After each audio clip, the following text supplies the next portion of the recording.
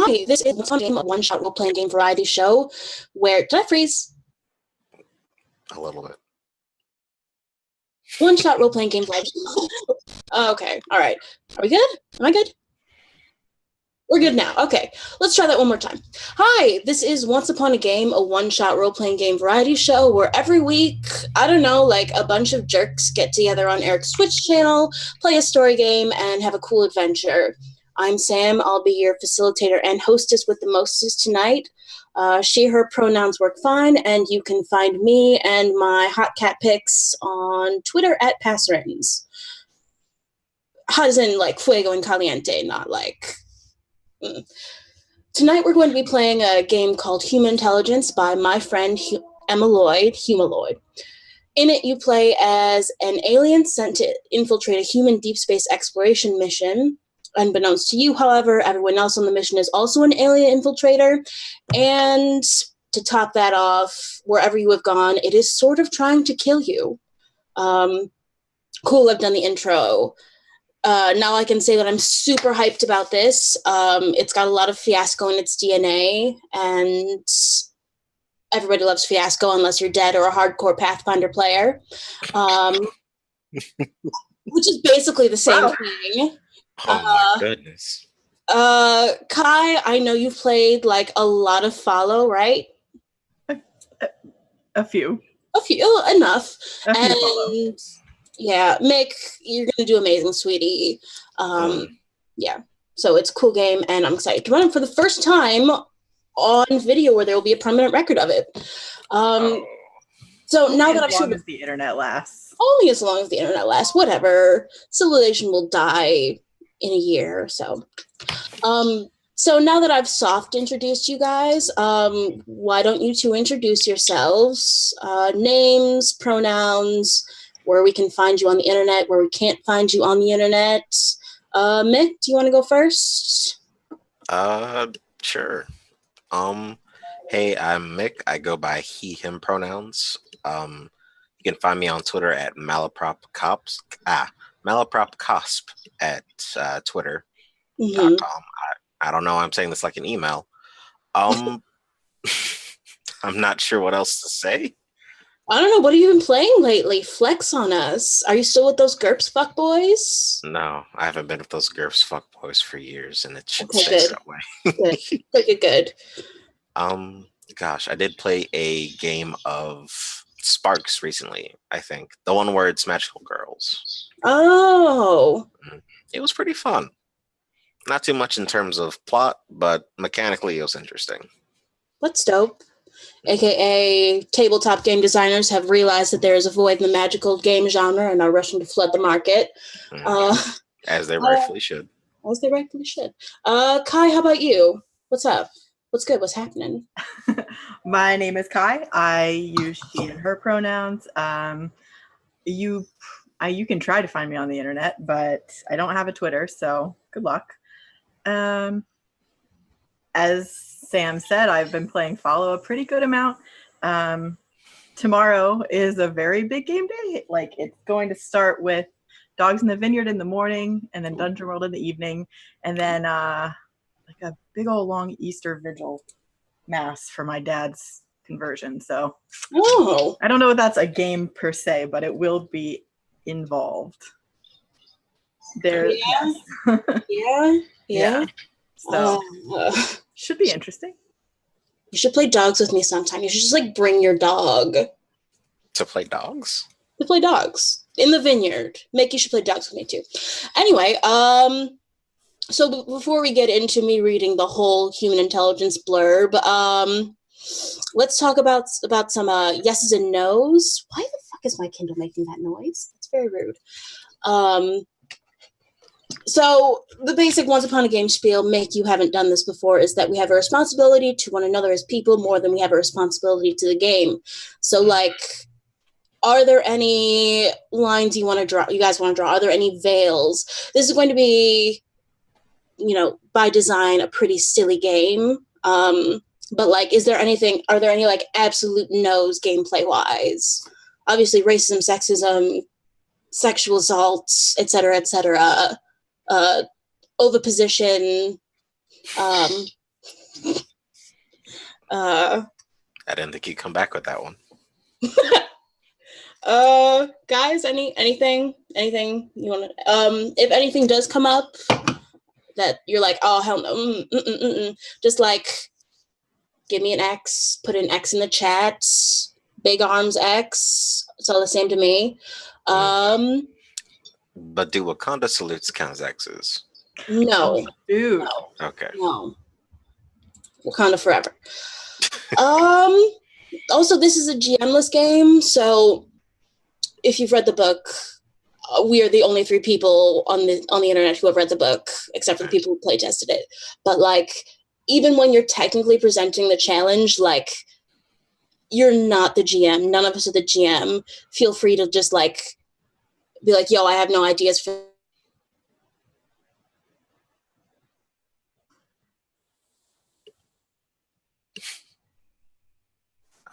She'll come back at some point. We can only hope. One So day, Sam. You're back. What was the last thing you heard? I'm back. What was the last thing you heard? Even when you are the presenter, if you have no ideas, freeze. Freeze. Okay. It's like when you're trying to correct somebody on a spelling mistake and then you make a spelling mistake in that correction. It's not a good look. Yeah, even if you're the presenter, like, you're not the GM. So if you don't have any ideas, just like kick it to the rest of the proverbial table. It's not a big deal if you don't have anything. So yeah, now that that's out of the way, and obviously, like, even if we have not talked about a particular limit of yours, if you feel uncomfortable, throw up the not Wakanda salute. So yeah, just to read off the full blurb from.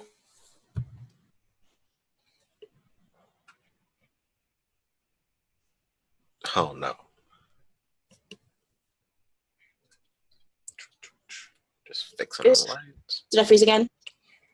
Yep. Okay. All right. Let's see. Human intelligence. Video issues. Okay. Human Intelligence by Emma Lloyd, a single session RPG for 3 to 5 players, played with a deck of pre-made cards, enough pen for everyone, a timer, and enthusiasm. My timer makes a really obnoxious honking noise. We probably will not hear it. When you got the mission, you couldn't believe it. A chance to infiltrate the human space exploration, the human space agency with all the resources your government could throw at you. A billet on the human exploration team, an exciting mission to an uninhabited planet, and no one on the team knows that your real species comes from far beyond the stars. Gasp. Gasp. Of course, to be fair, you don't know their secret identities either. And it turns out your government didn't give you everything you needed to keep this cover going. And to top it all off, this planet is trying to kill you. Human Intelligence is a game of mistaken identity due to miscommunication and cunning disguise, or like less than cunning disguise, as we will see. You and your fellow players are all alien infiltrators, unaware of each other's real selves on the same deep space exploration mission. Your team contains no actual humans. Your goal is to survive the dangerous conditions of the mission and get back to your ship still alive, still friends, and undiscovered. So this is going to be in 3 phases. It's going to be the setup phase, where we decide who the hell these alien jerks are. The actual mission, where we will play twice as many challenges as there are people. So I'm just going to move everybody over to the backstory sheet real quick. That's not what I wanted to do. That's not what I wanted to do in Roll20. Oh, shoot. Yeah. So pretty.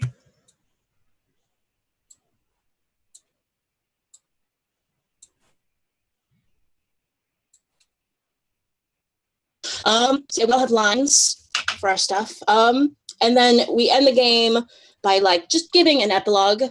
And we will talk about the epilogue when we get to the epilogue. Okay. So first we're going to figure out what the hell our backstories are. The backstory has 3 elements: your dark purpose, which is the mission that your government sent you on, your funding problem, which is the way in which your disguise sucks, and your personal issue, which is what keeps you awake at night. If you go over to the handouts, like I copied over the lists from the books. So dark purposes are like get background for your proposed paper on human behavior so that you can finally get tenure, or find new blood for the sport you're obsessed with, etc., etc. Funding problems, stuff like your wings itch all the time, or there's no way to discreetly lay an egg every 12 hours. So if anybody has a problem with ovipositors, please let me know. And your personal issues are just like petty, trivial things. Like right before you left home, your best friend said something that implied that they may have found your fanfic. Mm-hmm. Or for 3 weeks you've had the same song stuck in your head. But there's lists. Or like if none of those immediately pop out to you, just make up your own. The galaxy is big. So let's start with dark purpose. Does anybody have a dark purpose they like? And remember, you're not limited to the list that the author gave us. I like pass the deep cover part of your practicum so you can finally get your spy 3rd class license. I kind of like avoid your assassination at all costs. It has such slapstick possibility. At all costs. Yeah. Okay. Nick, how about you? I like the idea of the gather background for your proposed paper, but I feel like I could flush it out a little bit further. We can do that in play. Yeah. Also, the font of the day is light. Oh God, that's bad. Oh no, Roll20, what are you doing? Oh no. Token layer. There we go. Like what's your paper about? I think it's the traditional dance and fight styles of the planet of Earth. What's your thesis? Jane Fonda is the greatest warrior that the Earth has ever known. Okay. So I love it. I love it. What are your supporting points? Are you ready to defend right now? Yes. Are you ready to wrestle that snake? I'm ready to fake it till I make it. Essentially. Wait, do you want like actual points? No, I'm kidding. Oh, thank goodness. I'm mostly kidding. We'll have like 3 hours and 2 breaks for you to come up with your actual points. Cool. Mick, do you want me to just like put that in for you? Yes, please. Yes. I a Roll20 professional. Not really. Okay. How about funding problems? Your terrible disguises. I hope you're ready for like 40 oviposition jokes, even if nobody picks it. You know that I messaged you about this particular one, and if you want to go for it, laugh out loud in my apartment. So I think it's gonna have to be that one. That's great. The thing that makes that extra funny is that that's a thing that you can use to just short circuit a challenge. So I'm very excited to see how you laying an egg might like short circuit a challenge. Funding problems. Who knows how I lay those eggs and where from? Oh boy. Oh no. Oh no. There goes the Mick. Oh no. I don't know. What calls to you, Sam? What's calling to me? Either your third eye isn't very well covered by your hat, or your wings itch all the time. How about you, Mick?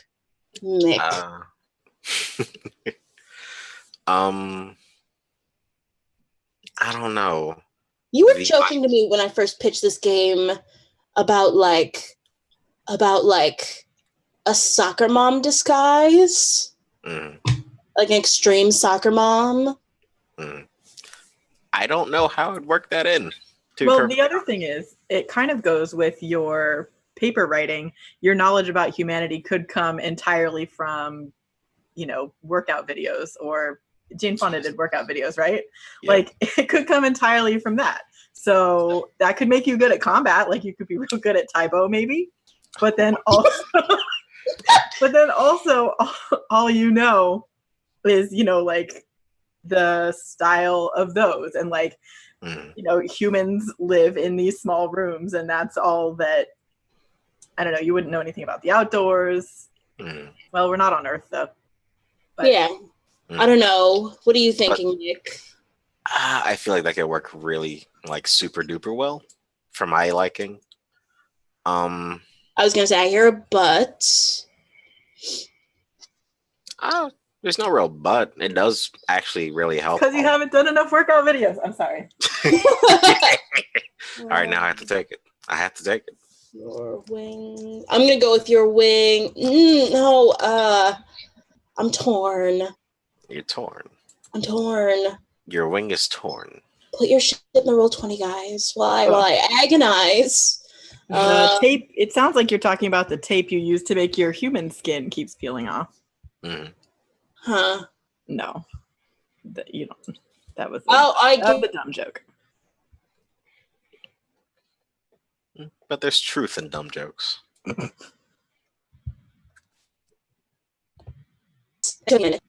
Spiritual truth. What size font has been working? Hold on. 40. Fucking Roll20. Eric, fix Roll20's text tool. All of it. Oh, I did the wrong one. I took yours, the one that you had been talking about. Oh.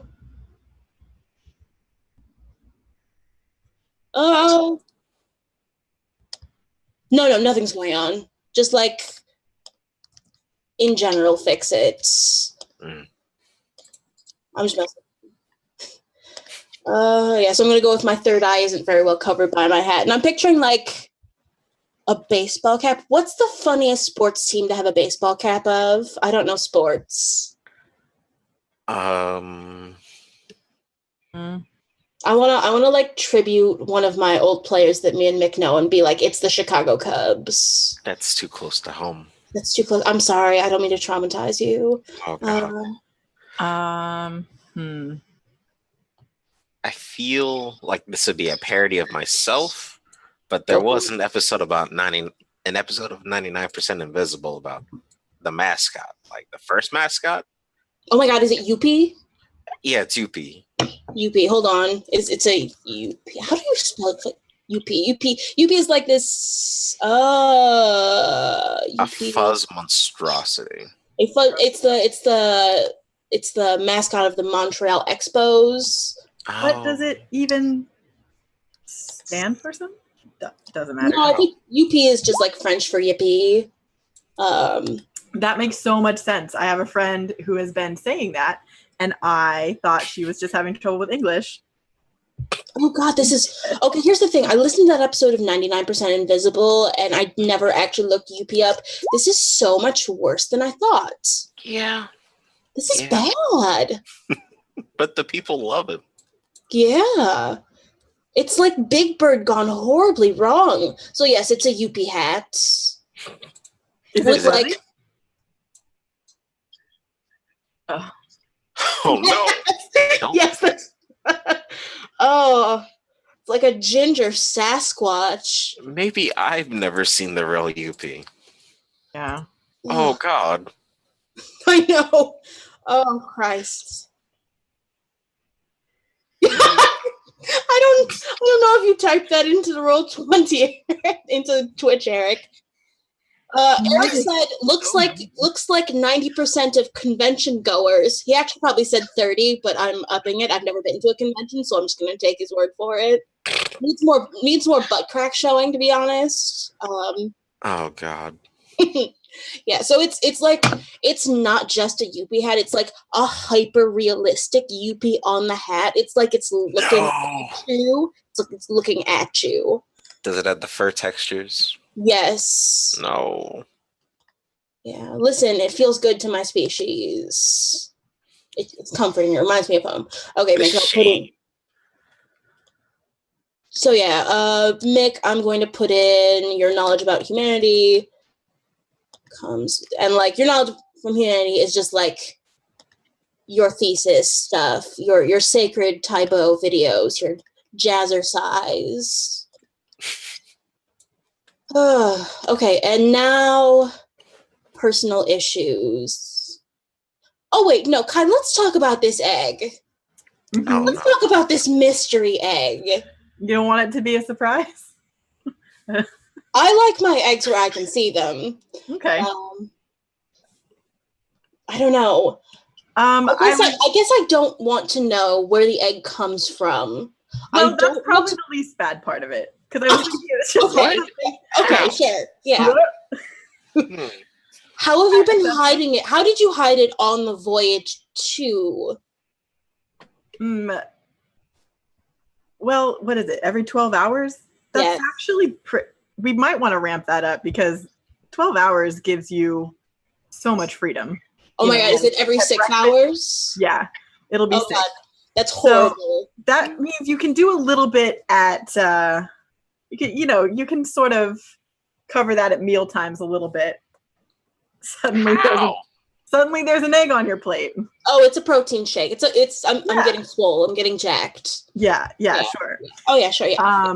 But totally. Then, if I don't know, we're doing our astronaut exercising time or whatever, maybe this person just keeps getting I don't know, like overwhelmed in the they're like jogging or whatever on their what do they have? They have those like the handles? No, what's the thing that you run like a treadmill, but you have to strap into it because of space. And so just like all of a sudden like trying to unbutton all the straps and like I have to go to the bathroom because I'm so working out so hard or whatever. Like what? Yes, I have a bladder the size of a Dixie cup. Yes. Okay, and finally all right. So we've got jazzercise, we have my third eye covered by a horrible Yuppie cap, and eggs every 6 hours, sure. Oh, you fixed that, thank you. Yeah, I got you. And personal issues. I don't know. One of these is clearly just Homestuck. I don't know what that is, and I was gonna say I don't understand the reference, and I won't respond to it. Yes, that's actually a really good policy. Is it one? No, it's the Hive Mother one. Yeah. I see. Well, I saw that one of the challenges is an amnesia pollen, and so pollen allergy is kind of a funny one. Kind of forces a challenge, maybe, but okay. But maybe. Then the other thing is oh, go ahead. The thing about the assassination, the minor celebrity kind of works, and this is the first real privacy, so maybe I think I'm fine, but also still jumpy from that. I don't know. There's a lot of fun ones in here, though. Yeah. And it'll all come together later on. Just go with what seems fun. And then some which are just too real, like the same song stuck in your head. Yes. Yeah. Aliens. They're just like us. Except 572 unread group messages. Sounds like a Discord group DM I'm in. When it gets real lit at 3 a.m.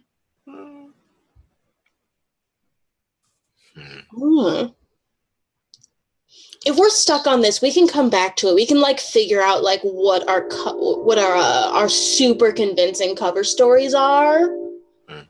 Do you guys want to do that?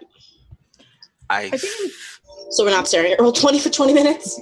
I think I have. I think I'll take the one about being a minor celebrity, but I'll tweak it a little bit, and that can kind of lead into a cover story of I don't know,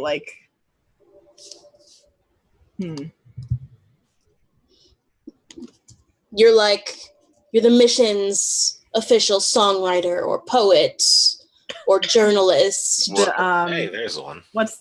Either that, something about documenting it, or what's it called? Like morale.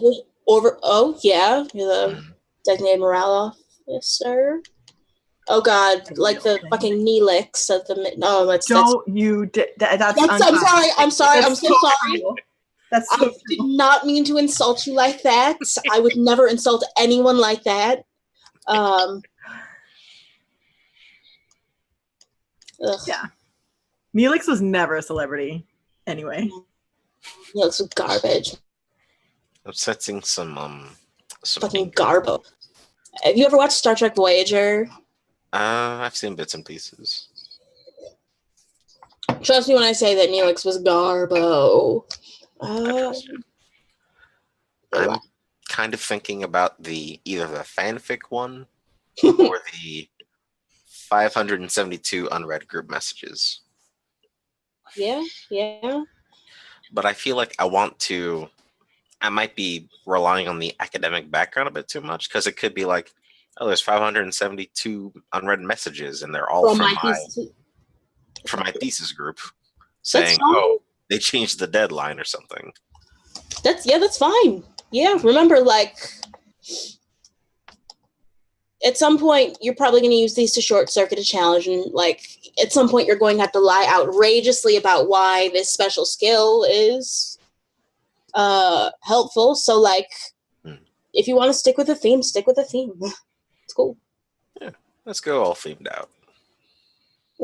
So 572 unread group messages. I'll put that in the roll-20 for a second. Speaking of staying on theme, it's been 6 years and you are still waiting to hear back about your professional certification. It's a little on the nose. I think I'm gonna go with fanfic. Very good. Will you have a taste of that for us later? Yes, my name is Ebony Darkness. Please. No. Raven Dementia Way. Oh, it's Hogwarts, but instead we're at the Expo Stadium. Oh God, that was the worst thing. One of the worst things I've ever said in my entire life. You've said worse things. I've said literally just compared me to Neelix. I know. Not more than 5 minutes ago. I found your fanfic. Yeah, so Kai, what kind of minor celebrity were you back on your home planet on Eggworld? Eggworld.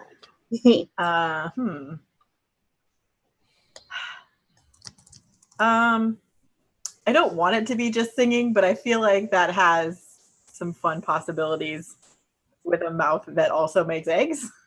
Yeah. I can't put it quite together yet, but then maybe just all around talented. Yeah, but a personality. Yeah, no, a Kim Kardashian.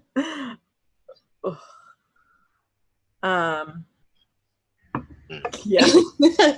Alien live streamer Erickson. That's great. You won a marathon or a competition to see how long you can go without spitting out an egg or something? Oh, that's so gross. Yeah, no, it's terrible. And I hate every word that I just said. WWBD. It's perfect, and I am noting it down. No. Yes. Perfect. But I think it's gonna be primarily singing. Yeah. Okay. And other things as they become useful. Yeah. Minor celebrity can cover a lot of things. I don't know, maybe you were once on Alien Celebrity Big Brother. Maybe you are an ASMR celebrity. Oh, that's even worse. This is just getting worse and worse. Yeah. Okay, but what about one of those competition shows like MXC, where they took that Japanese Ninja yeah, well, Ninja kind Warrior. of, but even more dumb. Oh, because how? Because they aren't really. Don't you sort of have to have some sort of skills with that one? You have to be good at balance and a little bit fit. Yeah. This is more like it was literally Like, a Japanese what? game show of like, can you run across these tilty logs? Can you like bust through a foam wall? Yes. So perhaps did really good on that, and then kind of what are you silencing? What were you about to say? Oh, me? Looked like Mick was holding something back. Don't hold back. Don't hold back. Oh god. Were they training your species to be the next generation of Kool-Aid men, or bursting through walls, navigating dangerous terrain? Yeah, could be. That's I mean, you have to find the best places to put your eggs every 6 hours. Oh. Oh boy, optimal egg placement. Yeah. Oh Christ. Okay. Look what you inspired. But yeah, so maybe it was one of those things where somebody gets just like the littlest hint of fame, and then they just milk that thing, and they like wring every drop of that 15 minutes out. You had a really good agent. Yeah, and a passable singing voice. Yeah, you released like a hot single. You were the Seal. You're like Seal. Seal had kissed him a rose, and then he married Heidi Klum. I don't know. I'm cracking up. I wasn't expecting Seal. I don't have any response to it. Okay. So anyway, just to get back on track, 572 unread group messages from your thesis group. Somebody found my fanfic back on the home planet. Maybe, probably, maybe. And now we pick our extremely convincing cover identities. Like I did not actually copy this list over, but like there's a list of possible like basic, spaceship archetypes, like the hapless navigator, the perky captain, the rebellious geologist, volatile engineer, a perennial favorite of mine, the imperious doctor. So, just like anything you might expect to find in a science fiction spaceship setting. I know that, like, I usually default to volatile engineer because it gives me, like, a chance to scream about how underappreciated I am for 3 hours. It's very cathartic. I think I'll go with geologist, though.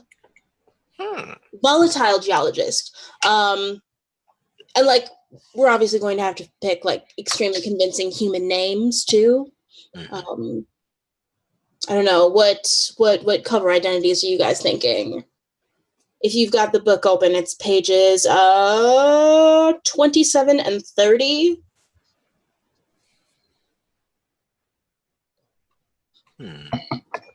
Kai, I know you were saying morale officer. Yeah, but I didn't see the second. I didn't really pay attention to any of these. To be honest. It's okay. That's why I read the book like 20 times. Our hero. I know. I never read an RPG rulebook all the way through. Yeah, this one is so manageable though. It really is. God bless. Yeah, I think I'm going to play the volatile geologist, Dr. something or other. I think I'll do hapless navigator because that kind of works with the finding egg locations. No. No. Yes. Okay. Lauricella? Yeah, sure. That name is subject to change. I have Mick. There it is. Mick, how about you? What are you thinking? Let me see. I made myself a note of ideas from yesterday when I should have been sleeping. Oh yes, when you stayed up until 4 a.m, my guy. Yeah. You should have done like I did and take some drugs that would make you feel like shit in the morning. I already take enough coffee. That's fair. Yeah, so what were you thinking for extremely convincing cover identity? Oh, I don't like that. I was thinking I like comedies of the absurd, so I was thinking a sort of stoic chief security officer. But I have to continue with the theme, and listen, humor is in juxtaposition. So just imagine this like really like no nonsense lady, or quote unquote lady, Mm-hmm. and they're just in this like, I was like, oh, standard security outfit, but why is there like a sort of leotard like outline? I knew that was fucking. outside? I knew that shit was coming. I'm glad.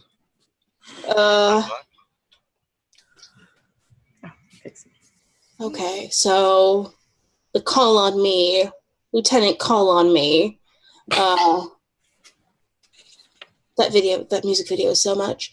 I don't know. Kai, how do you pronounce that? Jonathan. Jonathan? Just like Jonathan, but she misheard it at some point. Jonathan. Yeah. Jonathan. What's a Jonathan? I'll tell you when you're older. No. Well, an absolutely normal human name. Yeah. It's Scandinavian, a region in the north of the planet, as we all know. All of the north? No. The entire north, yes. I'm a geologist, you can trust me. Trust me, I'm a doctor. Yes. Let me see. Names. I can make an Uma Thurman joke, but I probably shouldn't. What was the joke? No, you gotta say it. You gotta say it now. Do you remember that many internet ages ago when people were doing mashups of Fall Out Boy's Uma Thurman to the Jane Fonda exercise videos? I don't. No? You weren't missing much. Okay. It sounds fun, and I'm still going to watch one. Okay, yes, I will. I don't know. Mm-hmm. Puma Thurman. Or like, there's a lot of promise with Olivia Newton-John. Like, that's a lot of names to work with. Yes. And they all sound like something. Well, I picked all the first names, so now I am undefeated in all combat. Yes. God. Fuck it. I'll go by Olivia Newton-John. All right. I mean, how would that be weird to us? We don't know. I guess is not my field. Yeah, they name themselves after their culture heroes. Yeah. It's anthropology. Doctor, are you what, lieutenant, capt? I don't know. Give me a military rank. Lieutenant's good.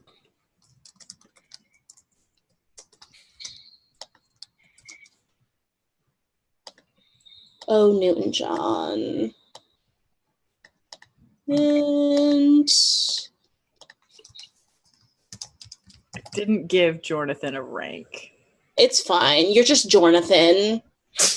I feel like you said it on the first day and nobody was paying attention.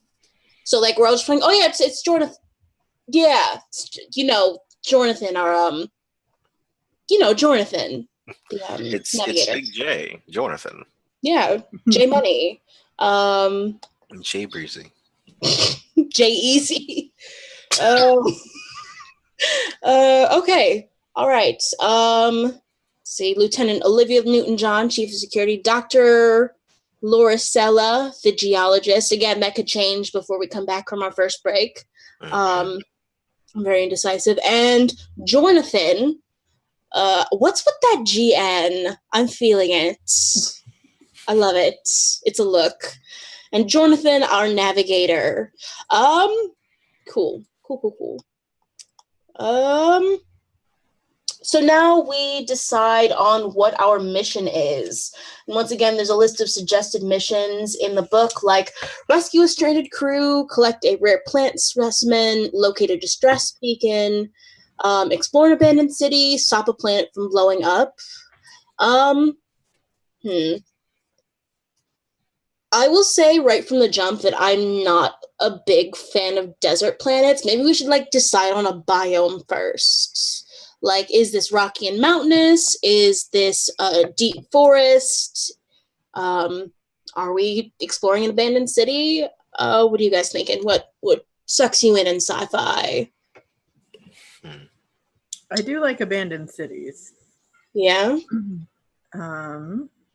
Mick, how about you? I feel like abandoned cities would be pretty good, and that sort of feeds into your backstory. Well, and we could also combine a little bit. Yeah. Like we're doing something in an abandoned city. Right. But the located distress beacon, it can be kind of helpful, especially since none of us played this one, to give us a nice clear endpoint, kind of, or like a more solid goal than just explore. Yes. Yeah. I mean, are you cool with located distress beacon? A distress beacon. I can talk. Yes, we can all words. We're quite champions at it. Gosh, I'm into located distress beacon. I'm also into like the Mount Vesuvius sort of story. No, not Mount Vesuvius, but like there's a story of like, oh yeah, this happened in city, and then everyone just left, and we can't figure out why, and there are no bodies. So yeah, that's like yes, I love it.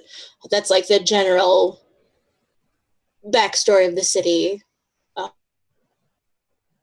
as far as our sensors can tell. And there's like geological activity going underneath it. I know because I'm a geologist. Yeah, we're looking for a distress beacon in an abandoned city. Yeah, cool and good. So I'm gonna move us over to the challenges, if I can minimize Zoom. There we go. Over to the challenges sheet. Oh, that's not how you do that. That's also not how you do that. A Roll20 professional. There we go. Ooh, challenges. Oh man. What these are just like the suggestions from the book. And we don't have to pick them all now. And you can pick your own. Me and Kai were joking before about the Roomba with a knife. Second column, fifth one down, sixth one down. In a city, it makes so much sense. It's so much sense. A parting gift. A parting gift. So yeah, with that in mind, so how this is going to work once we come back from break is one of us is going to pick a challenge, and whoever picks the challenge decides like how we encountered the challenge and what's at stake. I'm going to set up a timer for the book says 30 minutes, but I talked to Emma earlier today and she was like, yeah, it's not going to hurt if you up it to 45, just because we've got 2 hours to fill after this. So how it's going to, I'm just going to read from the book. Decide how your teammates encounter the challenge and what's at stake. Feel free to solicit ideas from friends. Maybe you've been traveling for hours and this is the only safe route, but a river of magma stands between you and the stranded party of humans you came to rescue. How will you get across it? State the goal explicitly. Then I start the timer. The person who presented the challenge plays as the world, so whoever it is going to keep the players in the scene and on their toes. If I'm presenting the challenge, my character may be absent or an obstacle. My character can't solve the problems themselves. And when you believe the challenge is over, pause the timer. There are a couple ways to beat a challenge. You can just like solve it in the fiction, or you can solve it using a backstory card, one of the backstory cards. So I don't know, maybe Mick, you read something for your thesis that lets you beat it. However, like it's a completely far-fetched thing that a human would not know. So you have to lie out fucking rageously about why you suddenly know advanced typo. Yeah. And what if you play one of your backstory cards that immediately solves the challenge, I stop the timer. I made a flowchart for this, didn't I? I made a flowchart. And there's also just like completely blowing your cover, revealing your alien self, at which point like we're going to move over to a fresh Roll20 sheet and you're going to use Roll20's beautiful drawing tools to draw your alien. Yeah, and your cover is automatically blown when you use your last backstory card. So yeah. Any questions before what's that? Who's drawing on my sheets? I was marking ones that looked interesting. Okay, it's fine. That sounded way more ominous than I meant it to. It's totally fine. Who's drawing on my sheets? Yeah. So let's go deep into our imaginations and pick super convincing alien names for ourselves. Don't tell anybody, and like dream about what your alien self looks like. If we were playing this in Meet Space, we would draw it on an index card and keep the index card face down. However, we don't have index cards. We just have my fakey fake index cards. So there's a sheet for that. I super don't have an alien name. I'm going to figure one out in the course of the next hour and a half. Any questions about the game before we go to break and go pee and get fresh drinks? Anyone? Bueller? Nothing. Nothing? Good. I'm glad that we all read the book. Yeah. Passive-aggressive statement about how players who don't read the book are annoying. That every GM can feel. All right, so we're going to go on our first break now. Eric, please take us out. Please frame me. Okay, good.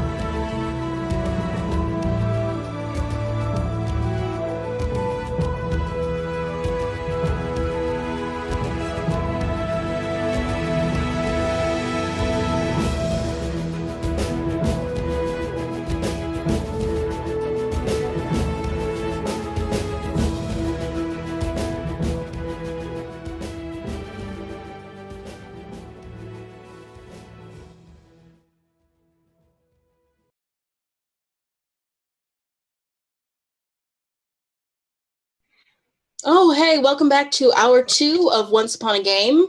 We're playing Human Intelligence by Emma Lloyd tonight, and I'm wearing my sunglasses for absolutely no good reason. This joke was funny an hour ago. It's not funny anymore. So yeah, we have our crew of intrepid alien infiltrators. We have Lieutenant Olivia Newton-John, Chief of Security, who knows about humanity mostly through like jazzercise videos, who's here on this planet writing a thesis. Dr. Laura Sella, a geologist, who is here because she wants to pass the deep cover part of her spy practicum, and Jonathan, our navigator, who is here to avoid being assassinated because he, they, Kai, pronouns. Oh, the alien is a she. She might have a man suit. I don't know. A man I suit. didn't think about that. Is it? Yeah. There's a yeah. For the sake of clarity, let's just go with she all around. But her name is still Jonathan. I missed like all that because my ass froze. Okay, we'll go with she all around. Okay, all I heard was Eric saying the mute's where it's supposed to be. Yeah. And your computer froze to protect you. Yes.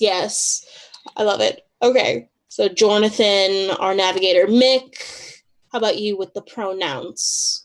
I'd say she, her. It's probably she, her all the way through. Yeah, and me too. Sure. Okay. So we are on this planet. We are trying to locate a distress beacon in an abandoned city. This city, we don't know why it was abandoned, but it was abandoned and nobody found any bodies from the alien culture that it was from. Is it from an alien culture? Are you thinking? I can go with that, or I'm thinking like maybe like this was a human colony a long time ago and like all the colonists disappeared. But really, I could go either way. 50-50. Let's That's a tough one. Let's keep it aliens, actually. Just for like incomprehensible geologies. Yeah. So what's this distress beacon? Is it the Roomba? It might turn out to be. Probably it popped up on Jonathan's sensors, I imagine. Yeah. I'm moving us over to the challenges sheet while I mark challenges that I find interesting. So we don't know. So it reads as human, but we don't know what it is. So we're here to check it out. Yeah. Oh yeah. So it could be like a crashed ship. It could be just like a beacon that somebody set up. I don't know. Well, what's that? I think Rachel just threw something into my room. Rachel. It's my roommate. Yeah, okay. And what's the name of the planet? Oh, I didn't even name my character. Oh, I didn't either. Okay, I good. super did not either. I'm going to come up with it like in the moment. I'm so bad at names. I think I got something. What do you got, fam? I'm thinking. Wait, can I tell you? Yeah. Oh no, for your alien. Yeah. For your alien. No, don't tell me. Yeah. Or are you thinking like planet names? Planet names. I don't know. Oh, we're talking about home planets, and then this planet. No. The planet that we are looking for the distress beacon on. Yeah. Yeah. I don't know. The only thing I have in my head right now is Planet Daisy, which is a reference to the illustrious 316 RPG show on this channel that you're watching.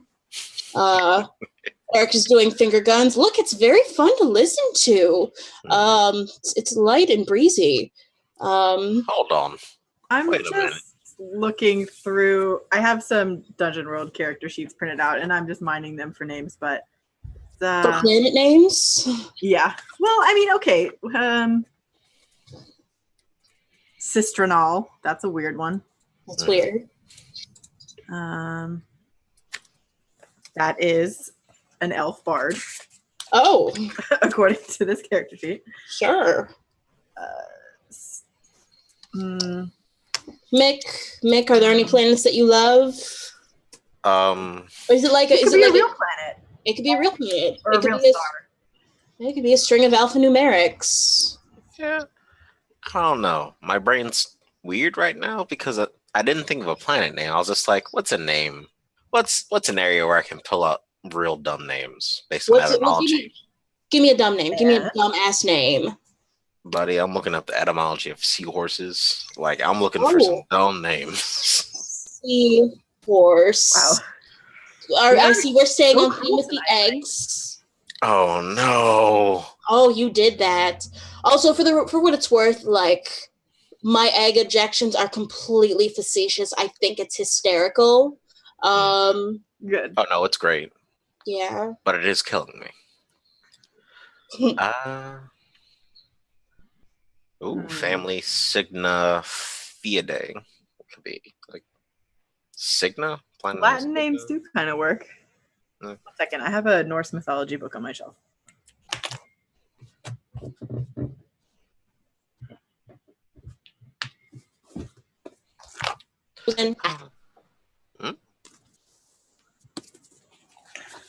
I froze up real quick. I don't know. I like Cygna. Is it like Cygna like a swan? Cygna? No, but that'd be pretty dope too. Yeah, like swan planet swan, Cygna. Kai, do you like that? Yeah. The ones that I'm seeing, I just opened a random page and I've got Bolverker, Baugi, Gunlod, Bjorg. That's metal. Or well, it's Norse mythology. Oh, yeah. So it's gonna be weird. But I like Cygna. It's kind of elegant. And we are going to not behave. Yeah, we're terrible. Yeah, so planet Cygna. Cygna 22940. Somewhere in the vast reaches of deep space.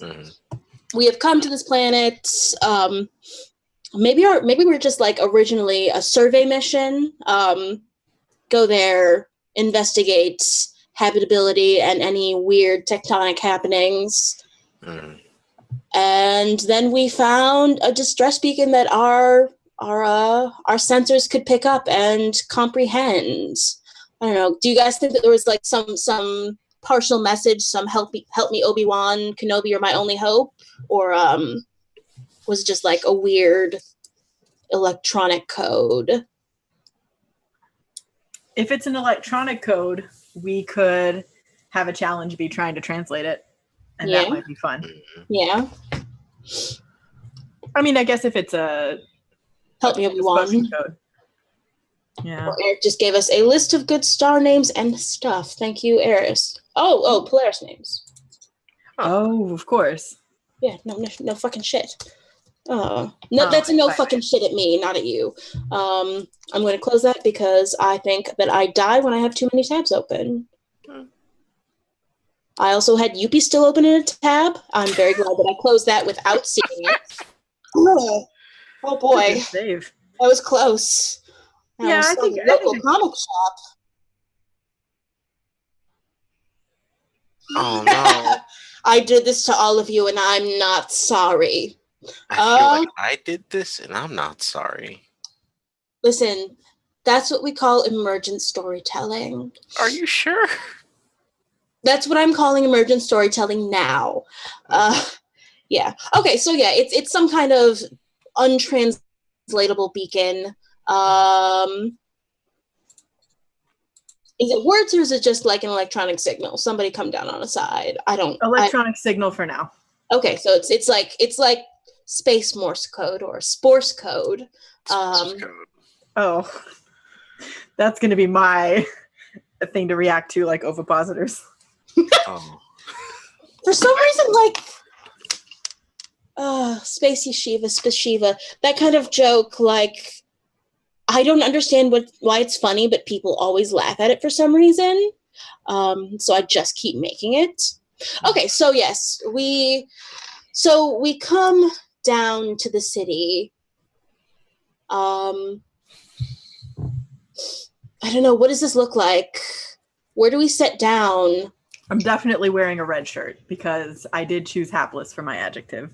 Oh, a hapless navigator. Yeah. Okay. We're not signaling anything to the narrative. I think I'm definitely wearing like in a normal story, the camera would pan on me and it's like, oh, they're so cool. And it's like, oh, look at this flowing jacket. And then you just sort of pan up and it's just like, oh, those are tights over the, oh no. Oh no, it's a leotard. I love her so much. Because, so like the leotard with the military jackets. Yeah. What's the shoe situation? I don't know, actually. Is it like steel-toed boots or is it like steel-toed ballet flats? Steel-toed ballet flats. Cool. Gotta be. And I think that Dr. Lauricella is like the only person on this mission who is dressed like a normal human being because she's good at disguises, and this is her final. There are like 3 credits riding on this internship. This externship, this very far externship. So I think she's actually wearing standard military kits, like a jacket, and she's got like a bag with, I don't know, a space seismometer in it. Whatever equipment becomes narratively necessary. So yeah. Who wants to frame the first challenge? I get the feeling that it's going to come down to me, but if anybody is feeling spicy and wants to go first,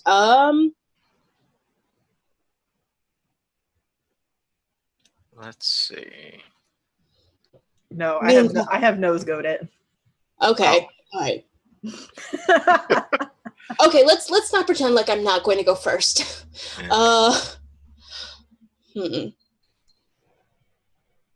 Well, do you want to follow that idea of the trying to figure out the code? Or shall we jump straight to remove with a knife? No. Let's save that for the mid game. Okay. Okay, so let's see. Golly.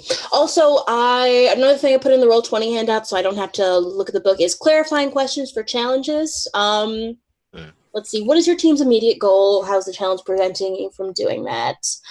I think that we touched down on the planet and we get that shot of Lieutenant Newton-John in her high-cut leotard and her jacket and her steel-toed ballet flats. You get Lauricella looking like a normal human being with a UP baseball cap. Eric hit that UP image again. Please don't hit that UP image. They've suffered enough. The people, they cry out. Can you hear the people singing? And our red shirt, Jonathan. Yeah. I marked belligerent teenagers as a joke. I mean, how abandoned is this city? I don't know yet. Did the teenagers run everybody off? It is a dangerous city, and teenagers do love being in dangerous locations with no rules. Based on my own past. Listen, I work with teenagers 40 hours a week. It's true. They're horrible. I don't know. Maybe that is it. Maybe this city is not as abandoned as it once seemed. I don't think my sensors picked anything up for life forms. Well, you were looking for geology with your sensors. Yeah, I was looking at like fault lines and tectonic plates, not for shitty teens. No one looks for shitty teens. No one looks for shitty teens. I don't know. What do these teens look like, guys? Just real quick before I start the timer. They're aliens, right? Not humans. They're aliens, yeah. Hmm. What's the bow plan? I mean, Tentacles are always fun. Yeah, maybe they're.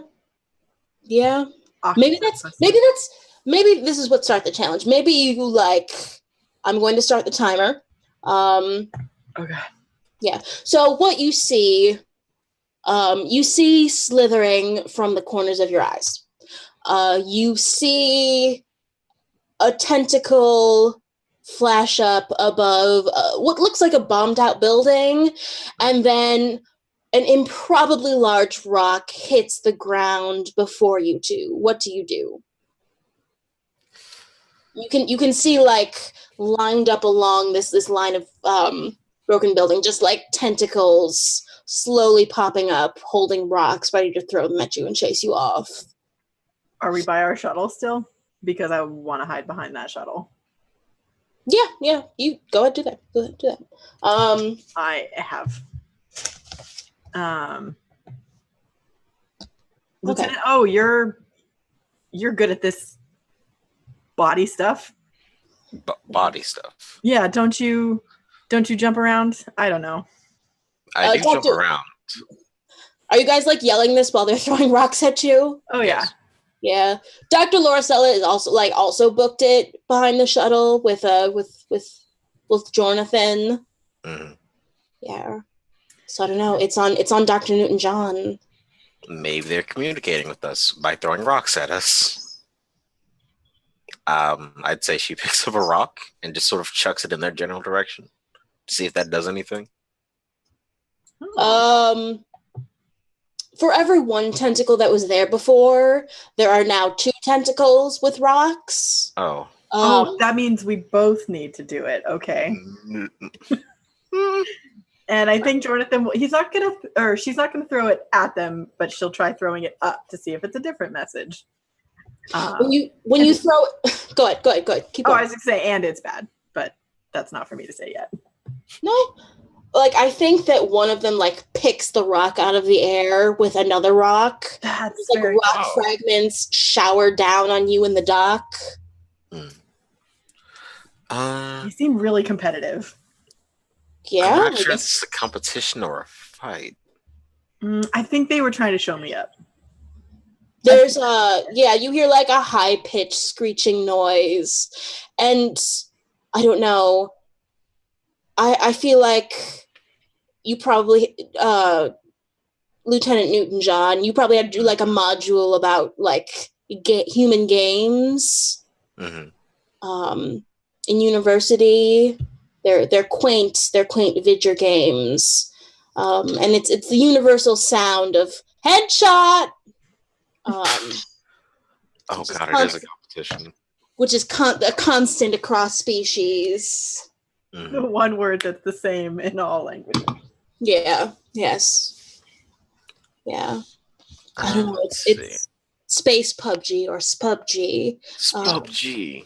I'm sorry. I did that to you. I'm sorry. No, that one worked. That one was better. I like that one. Yeah, because it's already got a P at the beginning, so it's stupider. Yeah. Okay. Dr. Lauricella, for the record, because I cannot solve this challenge, just scoots under the shuttle and starts observing the chemical properties of these rocks. And she says, "It's cement. It's not rocks, it's cement." Is that useful? I don't know. The doc is leading you guys to take care of this. This is not her department. I mean, maybe it's... Well, you go ahead. No, I'm trying to think this through. If I have to pull a trait or if I can do this narratively. Well, let's see. I don't know how to use that minor celebrity from a obstacle course. This is kind of thing. Listen, you can say you're invoking the backstory. I'm going to move us back to the backstory page real quick.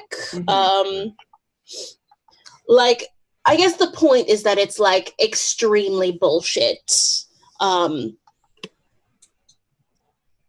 I mean, there's no way it can't be. There's no way it Yes, could. exactly. Yeah. Okay. I don't know. You've also got avoid your assassination at all costs. Oh my god, yeah, this definitely feels like an assassination attempt now that I think about it. And like as you guys are, also it is 5 minutes down. Yes. Okay. Like if we were playing real life, my phone would be in the middle of the table. So yeah. Is that what we want to do? You tell me. Let's see. I feel like I could make a case for baiting the tentacled angry teens for chucking their rocks towards me specifically. Okay. And then using my expertise in dodging, ducking, weaving, and Twerking. posing and working, twerking, etc. To dodge the rocks, to deny them that one beautiful moment of headshot. Okay, I'm gonna stop the timer. Yeah. So we're gonna keep playing this out, but yes, that so you're going to invoke which one? The sacred human, your funding problem, or your dark purpose? Funding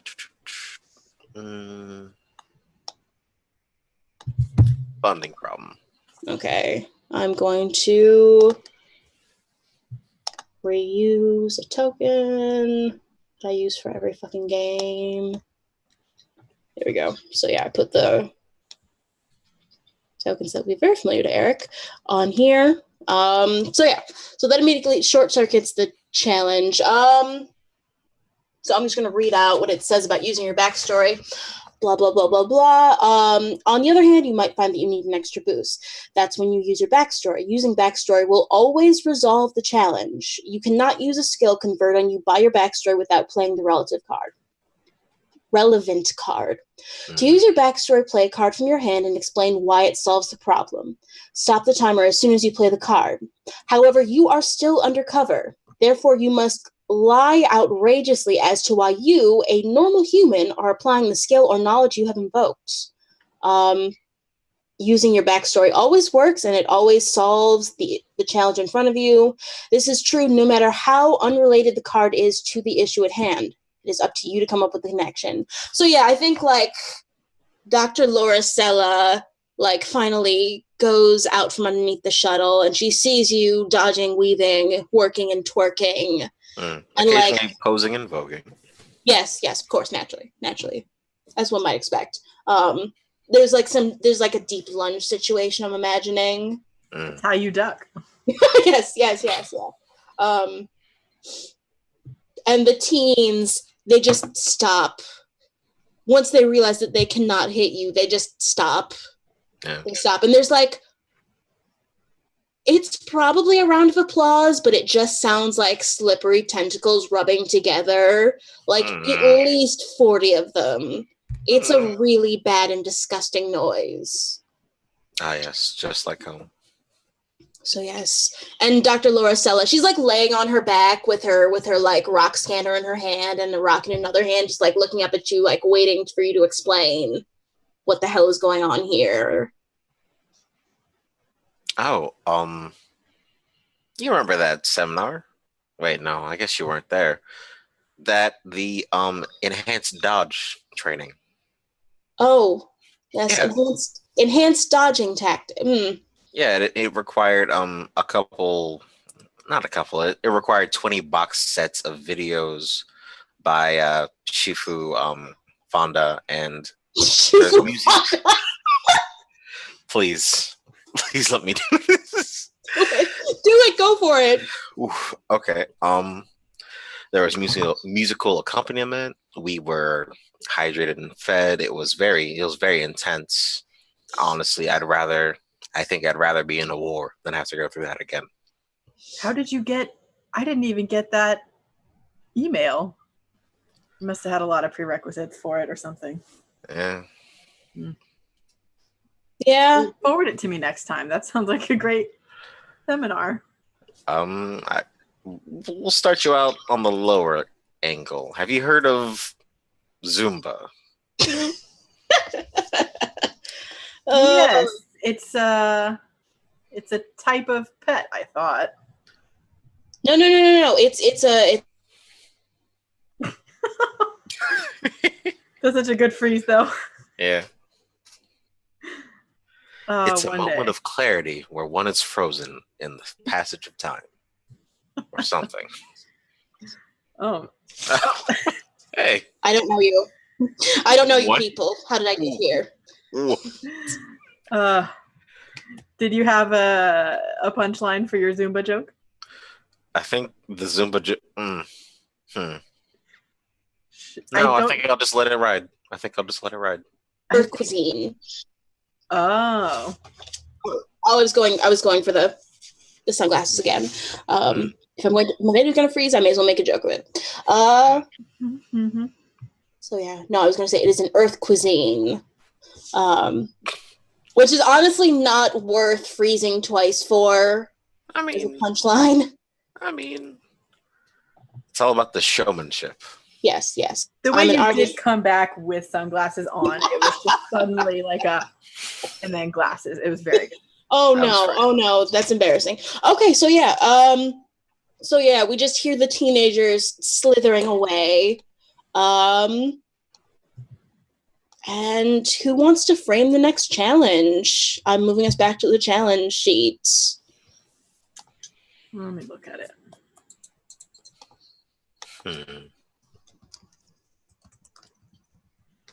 Let's see.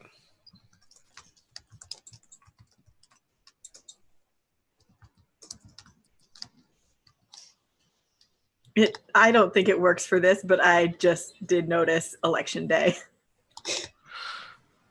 I mean, the teens could be having an election, or the robots, or whoever's left. Okay, so real quick, for presenters, what is your team's immediate goal? How is the challenge preventing you from doing that?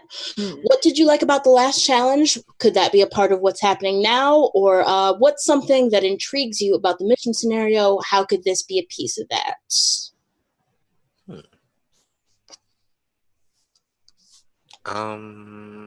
Gosh.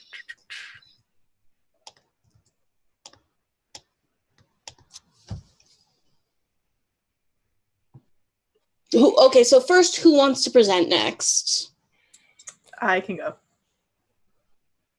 Okay, all right. So let's just set the scene. So the teenagers applaud us for our performance, and we slither away. We have a whole ancient abandoned city between us and this distress beacon. We've got seismic readings to do, and once the teenagers slither away, it's eerily quiet. Like there is the wind whipping between the buildings. There is the sound of something crumbling in the distance. I think that we might be in a rover. So I'm looking at maybe some combination, depending on how totally lost you are, of totally lost and a rover crash. Yeah, maybe like the city is not laid out in a way that we understand cities to be laid out. Like we expect cities to be in grids or arranged radiantly around a central hub, like spokes on a wheel.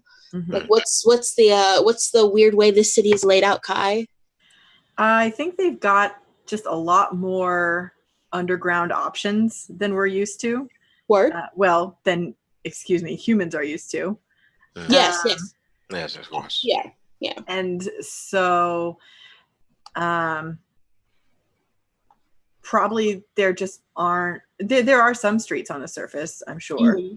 But there's a lot more underground to have a direct path, and you guys don't have a flying rover. No, we're just like riding along in the jalopy. Yep. Plugging along. Your navigator is doing her thing, but haplessly. So it's up to you guys to really and track down that signal, and you are terribly lost. Okay. So what's the scene around us? Like I feel like we've like gone into an underground tunnel because like seismic data or what the fuck ever. Mm-hmm. Yeah. Nice. Oh, buddy. Did I freeze again? Yes, you did. Just a little bit. Did I freeze on a really stupid face? I didn't see. It was majestic. I'm always majestic. So yeah, you. Yes. Seismic data said that it was like a straighter line, but it's not. Yeah, it's a lot more. I mean, they're tentacle people, so they probably have pretty tentacle looking passageways. Yeah, roads underground between the buildings, around the buildings. I don't know. Maybe the tunnels come out and wind up around buildings as well. That's only going to make it harder for you. So as you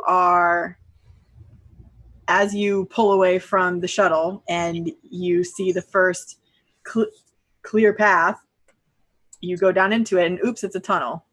Yes. Now, what do you do?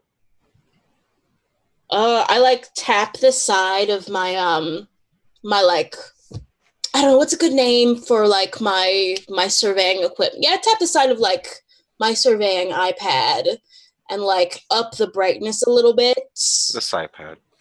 The SciPad, yes. Spy. Oh, it's funny because I'm a spy. So many levels. Oh my god, that's so deep. It's like the layers of the world. I've made a mistake. No, you haven't. You have not. Okay. So yeah, it's brighter and it hurts. It hurts. Well, maybe it doesn't hurt your eyes. It hurts Jonathan's eyes. Well, how does Jonathan react? Just ow. Maybe that's one of the things. I'm sorry. I'm starting the timer, by the way. Oh. Okay. Yeah. Only exacerbates her helplessness. Who's driving this? Probably I think that's me. Okay. Yeah. I like tap on your shoulder. I'm like, turn left here. I'm here to fight, so I'm just gonna take directions and turn left. Oh, I thought you were gonna say I'm gonna turn right then. different fight. Okay. It just keeps leading to more forks and turns. Do we seem to be going down or up? It's keeping pretty level. Once you made it below ground, it's been pretty level for the last 5 minutes. There are it's pretty dark in here. Like it's it's a mostly abandoned city, and if there were lights in here, if these aliens need light, it's not working right now. So you only have the lights of the rover. The rover and my spy pad. And your spy pad. Were you shining it out as a headlight, or you were trying to up the brightness inside the car? I think that like I'm part using like looking at it to like try and map out the tunnels as it goes, but this is not what my equipment was designed for. And part just like holding it up to like try to add a little bit of light situation. Yeah. Okay. I was thinking maybe trying to get some sort of signal, but I like that too. Yeah. Oh, maybe that's a complication. Like maybe like the signal goes out at some point. I can't get space Wi-Fi or Spy-Fi. I'm not going to stop making that joke. Nothing on God's green earth can stop me from making that joke. I don't know what's This earth is pretty city looking. I don't think there's any green on Cigna.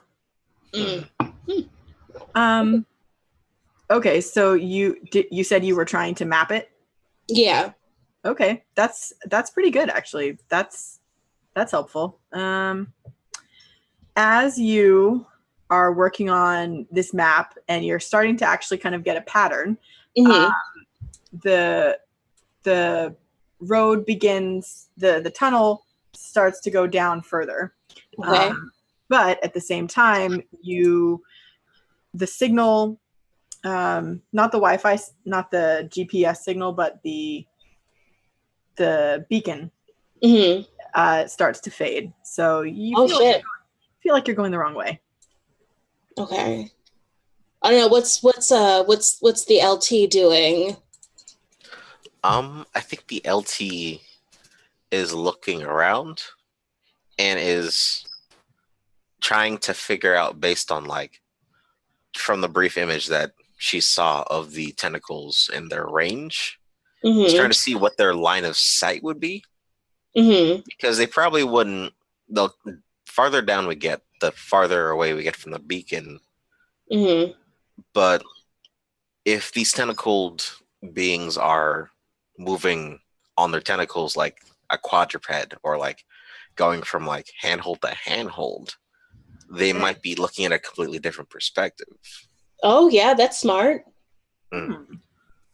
So yeah, maybe like they did not walk along the bottom of this tunnel. Maybe they just like sort of surged through this tunnel and like they used like all 360 degrees of this tunnel. Yeah, this might be just like a gutter.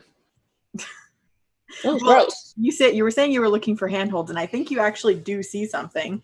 And it looks like it's probably something that would work with the dimensions of your human bodies. And it's really fortunate that you do, because the rover kind of sputters to a stop. Oh. Yeah. Well, time to move on. Yeah, let's let's see. Is our navigator still being hapless? I mean, she'll just follow along for the most part. 35 minutes left. 35 minutes left for what it's worth. Okay. I think she could be she'll become an obstacle soon enough. Oh, okay. I was honestly thinking like, oh, I'll just get like a belt and like strap her to my back as I'm climbing up. No, she's not an idiot. She's just a little. She just sucks. She's not paralyzed. Just right. But thank you. You get hyper focused, it happens, you know? Yeah. I think that I'm going to invoke one of my backstory cards. I think I'm going to invoke, I'm just going to put the token on it. My third eye isn't very well covered by my hat. That is what I was hoping for. Yeah, I think that, like, I wait until you guys are, like, investigating those handholds, and I take my Yuppie cap off. Eric, hit that Yuppie. Hit that Yuppie. Make it Yuppie. Thank you. You can get an air horn. And, like, all of a sudden, like, I have, 360-degree echolocation. Like, that's why I chose to be the geologist on this mission, because that's my species lives underground, and tunnels are what I do. So for like 10 seconds, I immediately get the lay of the land. And that's hopefully, good. Okay, I'm going to stop the timer at 33 minutes. Yes, I think that probably does it. Is that one of your background cards? Yeah, it is. It's right. It's my funding problem. Great. So, and the timer stopped. I guess then, as you, as maybe instead of waiting for the other two to go first, you go first up the handholds, and as you pop out the top, you take off your cap and get some good echolocation going on, and you notice, number one, on your sensor that the pinging is stronger, which is good. And you also have that brief second to have the hat off. But then guess who's coming up right behind you? How do you deal with that part? The signal's back on. I like hold my spy pad up like in front of their faces and like pull the Yuppie cap down. I think it's that way, and I point like in the exact direction that my ground. It's like Daredevil sense. There we go. That my space Daredevil sense, or Spare Devil. Spare Devil. Is that Space Daredevil or Spy Daredevil? Oh shit! Yes. Right. Yeah. I have no idea. I'm going to leave it to the viewer's imagination.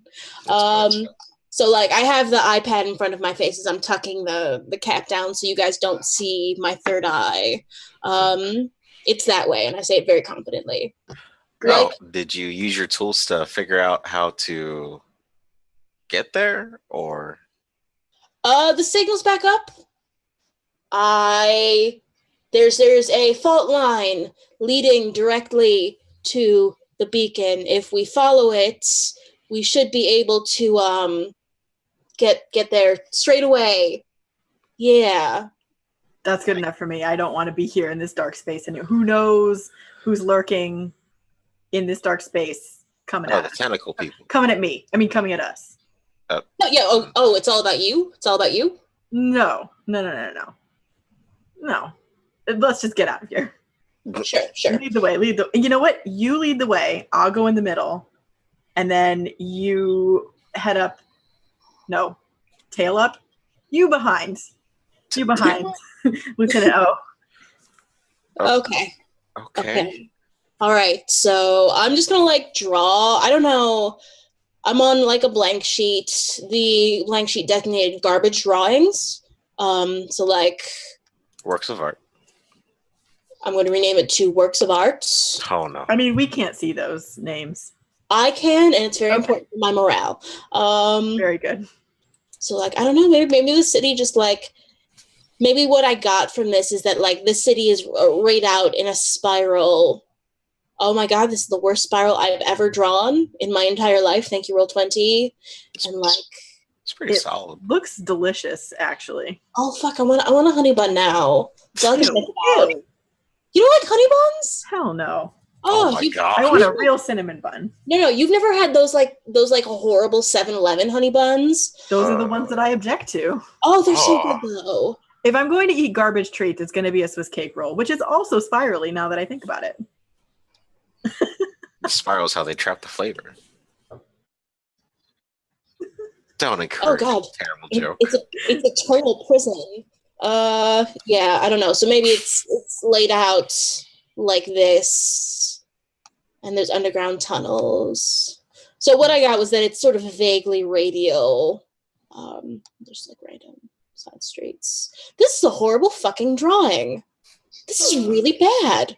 I like it. It's got the speed lines and the dividing lines. Yeah, one time. I thought you were putting nerd. Yeah. Oh no, here. We are here. Okay. And maybe we were in the underground spiral. So is the visual the space equivalent of a manhole cover, and it just sort of gets pushed up and out? Mm-hmm. Yeah. All dusty and such. Except instead of a circular manhole cover, it's it's a tentacle hole cover. So. Oh god, that looks like the Nickelodeon splash. Anyway, Mick, it's your turn, buddy. Okay. Okay, so look at the clarifying questions.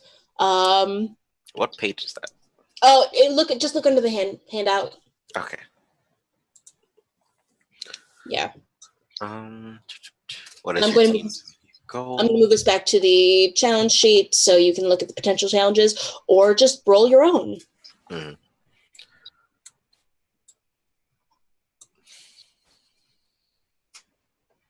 So I guess our objective now is to navigate this horrible, confusing city and get to this mysterious beacon. Yeah. What are you thinking? I'm thinking 2-story eyeballs. I'm not suggesting it. I'm just marveling at it. Pretty close. Teeth? I was thinking teeth in all caps? Yes. In addition, malfunctioning 3D printer. Printing with eyes and such. I was thinking a malfunctioning city defense system. Oh, yeah. Yeah. Okay. And it's modeled mostly after their own tentacles because, if it ain't broke, don't fix it. Yeah. They're very versatile. Yeah. And, you can't have space tentacles or spentacles without the weird teethy, beaky bits that they sometimes have, which are horrifying. Okay. Yeah. So... Okay, so are we starting the challenge now? Yeah, sure. All right, I'm hitting the timer. Can you put us back on the background? Yes, that's what. Yep. Okay. Backstory. Backstory. Okay. Yep. All right. So tell us about these space tentacles or spenticles. These tentacles are sort of like a maypole or like one of those weird like ribbon poles where there's multiple coming down from like a center point at the top. Yes. So the tentacles are slowly like unfurling from the top. So when you first come out of the sort of underground area, you think it's like ribbons in the air, but then they sort of come down and like sort of slap at the ground in a really menacing sort of way. Menacing in the same way as like a wet newspaper goes like thwack, but then like gouges out some of the fake concrete. Oh, okay. Yeah. I like it. I dodge really well. Oh no, it's still getting warmed up. It's you notice that it's slowly like moving around, and it's moving towards the manhole cover that was removed. Okay. Right around this, I would say there's a couple central tower-ish buildings that make up the main spiral area. So it's like 4 towers that are combining into one main tower, and its staircases leading up towards a sort of central hub. Okay. Yeah. All right. But okay. All right. And we've got tentacles. The doc is just like running and running. Like who are they chasing after? Like are they like what are they trying to do to us? Are they trying to like smack us or like bite out of us or It looks like they're you notice the area is a bit dusty. You notice that these tentacles are just sort of waving around.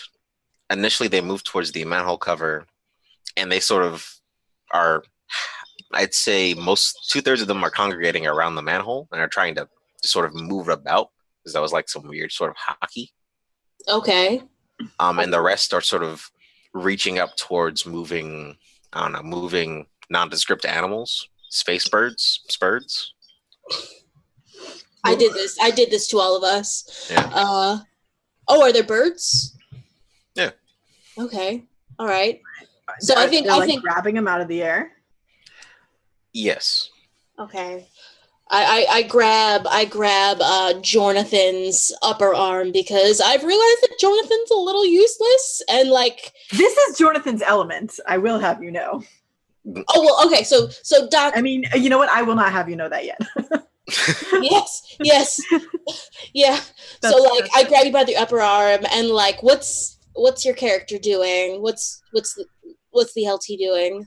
Probably something stupid. It's probably like sort of mystified by the movement of the tentacles, and it's just like sort of moving along to it. Oh, that's so good. So as you grab my arm, then I'm on the wrong page. As you grab my arm, Dr. Loricella, I do the same to Lieutenant O. And so we just have like a chain of people like concerned about the one next to him. Yeah, right. Just shuffling on through. Yeah. Right. This tentacle puzzle. Right.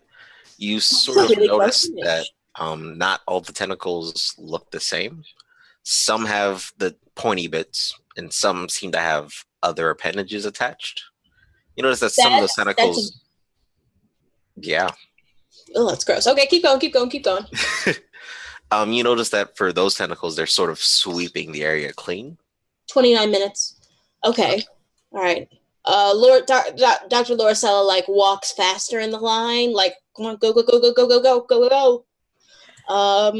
They're not attacking us yet. I don't think they're interested in us. I bet if we get up those stairs, that's where the maybe we can shut them down, or they don't seem to be going into that tower. They're coming out of it. So let's get up there. As though noticing your words, the tentacles slowly move towards your area. If you're heading towards the main door. Yeah. I don't know. Maybe we just like fucking book it. Maybe there's just like a narrative solution. We just fucking book it. I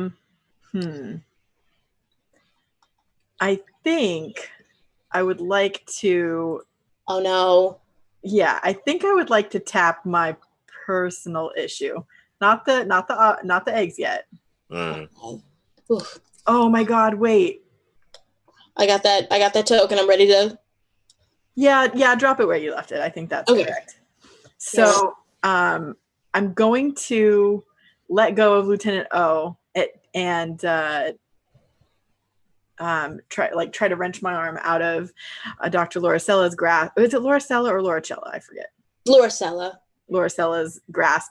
And I'm going to try to get out of your sight, but we'll decide how well that works so that I can start parkouring my way up the up the tentacles, like running along them, so that I can get up to that point where the towers have joined and there's some sort of access point, right? Yeah, of course. Do you want me to stop the timer? Oh, yeah, I'm sorry. Oh, but Mick gets to decide. Do you think this solves the challenge? Yeah, of course. Okay, there we go. All right. We're stopped at 27 minutes. And All this right. is and so there's some kind of button in there. Does that seem cool? And I just smack the button. Yeah! Confetti shoots out. So I good. mean, you have defeated my devious street cleaning robots.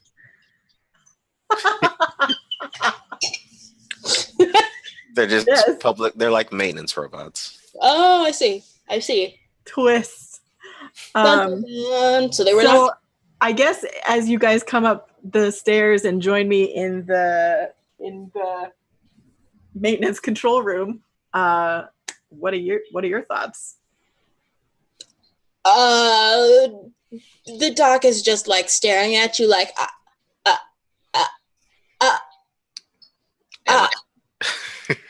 Oh, there were stairs. There were stairs on the other side as well. Oh, but you stairs. Yes. Mm-hmm. Stairs. Did you use those stairs? Because it looked like you're doing. I don't know. You might be able to teach them the classes that I've been taking. I was being coy earlier. I turned down the opportunity to teach that class, and actually the 400 and 500 levels of it. I just didn't want you to feel uncomfortable. I know that fitness is kind of your thing. Olivia looks genuinely excited. Oh God! You want some tips? You want some pointers later? I want a fitness friend. We can go to the gym together. You know what? That sounds awesome. I'll warn you, my workout sessions last, I don't know, like 7-8 hours. That feels normal. That feels human normal. Yeah. Okay, guys. Sorry, doctor. Yeah, the doctor has never exercised in her entire life, in or out of cover. No, like as long. Oh yes, human normal. 7-8 hours sounds normal for human stamina. This is a thing that she knows. So yeah, I think we just see all three of us in this weird alien maintenance booth, with 27 minutes and 2 seconds left on the timer, and let's go to our second break. Yeah.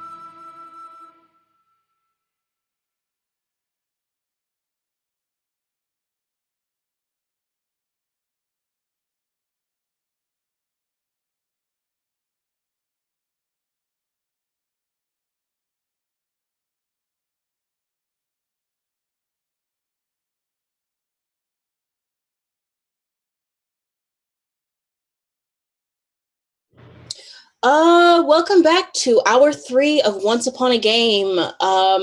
We are still playing Human Intelligence by Emma Lloyd. Buy it on Drive-Thru RPG, you cowards. It's a great game. It's dope. And we are 3 alien infiltrators on planet Cygna 22940, somewhere deep in space. We have just overcome teenagers throwing rocks at us for sick headshots. We've overcome creepy tunnels and tentacle maintenance bots. And now we're going to go through 3 more challenges. They're just doing their best. They're doing their best. I'm very proud of them. So yeah. What am I crossing off here? Malfunctioning teeth?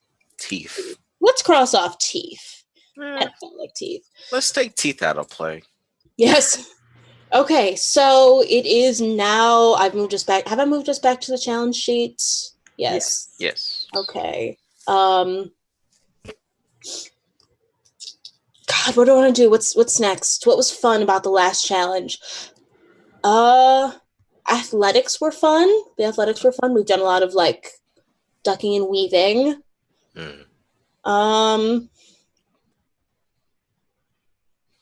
And I think that we like come down out of the maintenance tower to see like what do the deactivated robots look like, Mick? These are your robots. I think I'm gonna go peak bullshit and just say that they sort of they don't necessarily like curl up, but they lose a lot of their density and actually begin to flow and like the breeze like actual ribbons. Or like the inflatable advertising people that you see. Yeah, that what are they called? Bendy men. Tall boys. Tall boys. The long boys, yeah. Yeah. I don't think that's what they're called at all. Tubes. That's also on a 99% invisible episode. Yes, it is. I have a problem, as you can see. We have a problem. I probably did this to you. Oh, God, what is the next challenge? We promised the people Roombas. We gotta see a Roomba. I mean, we definitely do, and it would be funny to continue it, but that kind of was a Roomba. Oh my God, that was Roomba with a knife. It didn't have a knife because it didn't care about us. It didn't menace us. I'm just gonna we did the Roomba with a knife. It's just a giant tentacle Roomba. It was beautiful. We were inside the Roomba, and the teeth for the knives. That's deep as hell. That's spiky. The teeth were inside us all. Oh no! It's like that post where like a horse's teeth take up more space in its head than its brain. I hate horses. I'm gonna go on the record right now. I hate horses. I don't trust a horse. What was your Twitter handle again? Number 1 horse hater at twitter.com. Okay, so challenge. Go for pollen holograms.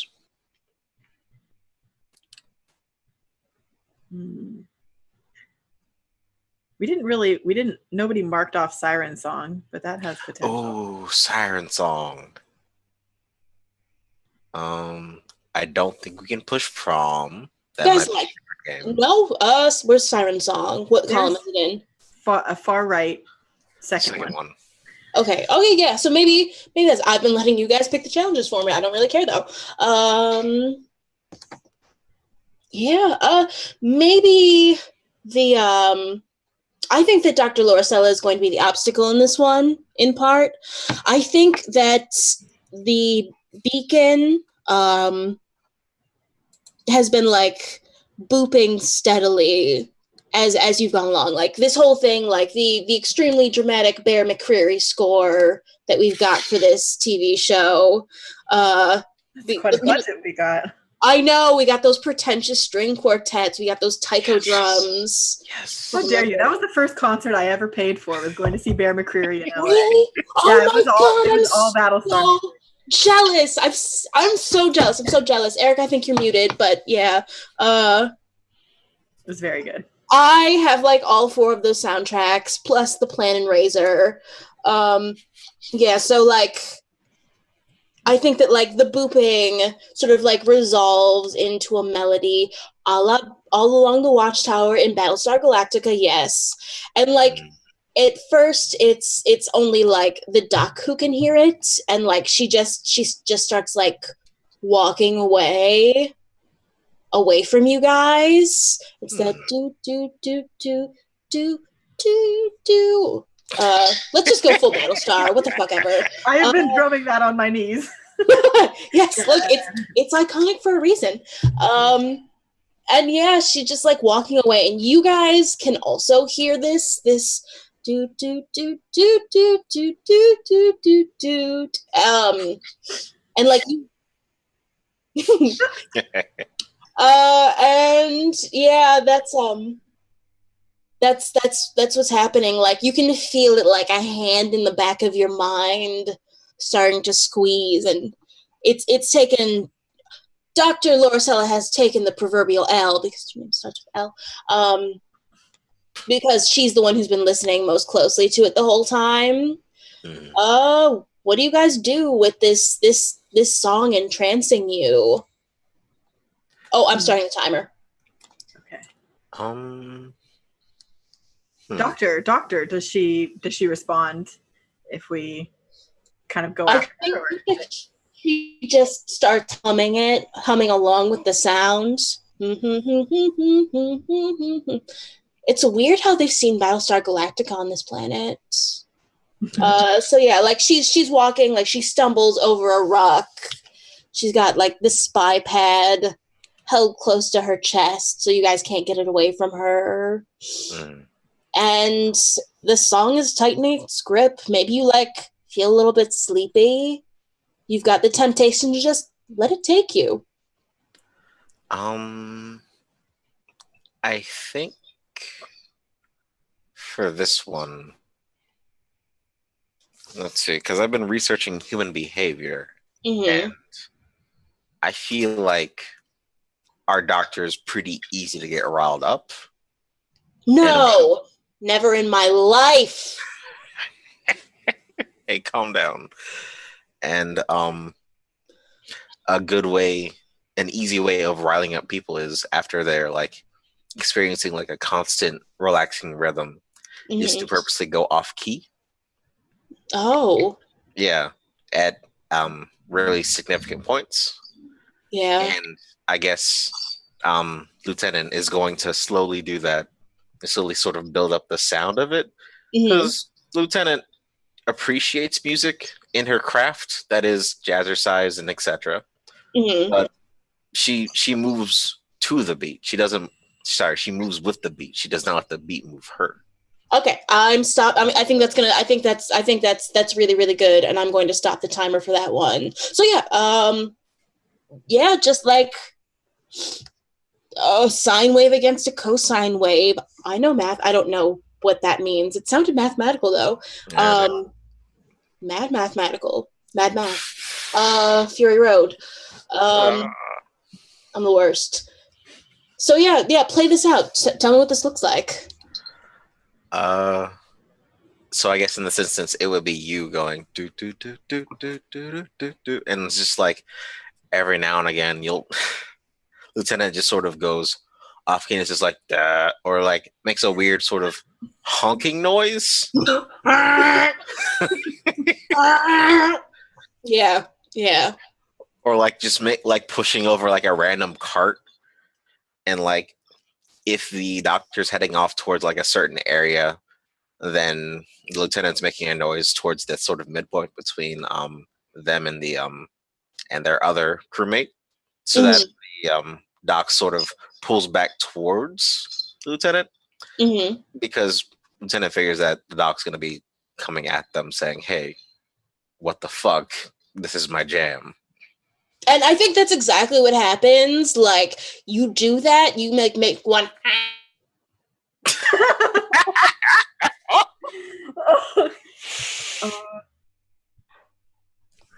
Artistic. Got it. Screenshot it. Okay. So you never. Oh fuck. Thanks, Eric. Thank you for making me into. Thank you for immortalizing me. Your art, darling. I am the art. Damn it. Fuck. What was I saying? Yeah, I think that's exactly what happens. Shit. Like, you want to do the honk again and tempt fate? Yes. She makes a noise, and did I freeze again? No, you're good. Okay, good. I should have restarted my modem router before I did this. And like she just snaps out of it suddenly, like, why are you in my way? Why are you in my way?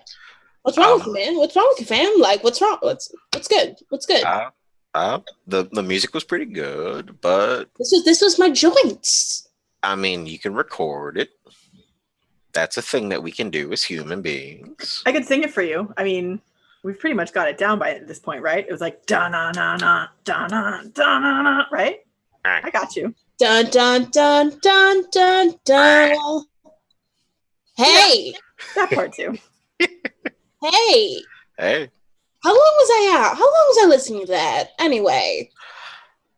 Let me check my watch. I have no idea. I don't know. That's probably 13 minutes. Yeah. The officer minutes. That's a really good loop. Anyway, let's find the distress beacon. Mm-hmm. And I don't know, maybe hold on. Oh, thank God we got through that without any. I'm going to go back to the works of art sheet. I don't know, in 15 minutes of walking, maybe we've gotten to the center of the spiral. That's green. I'm going to do this in hot ass pink. Just like mentally shift the dot, the dash in your minds. All neons all the time. So like maybe we've gotten to the center of the spiral. I don't know. What does it look like in the middle of this weird tentacle city? Teeth. No. teeth. It's a Sarlacc pit. Teeth. I don't know. Maybe that's what it is. Maybe that's the next challenge. Oh, there are some challenges which are just like a sinkhole. This hole shouldn't be here. Oh no. Title of my sex tape. Sam, please. That sounds fake. I didn't mean that, Eric. I didn't mean that. We all know that Yuppie's watching from our hearts. Yuppie is always watching. I didn't mean it like that. With the heart of a child that Yuppie stole. Oh my god. It's just foam all the way down. I was thinking it's just emptiness, and it's much more emptiness than it should be, based on the size of Yuppie. And a single human heart. Yeah. Oh god, that's disgusting. That's the expos. Oh god. Oh. Is that the? Oof.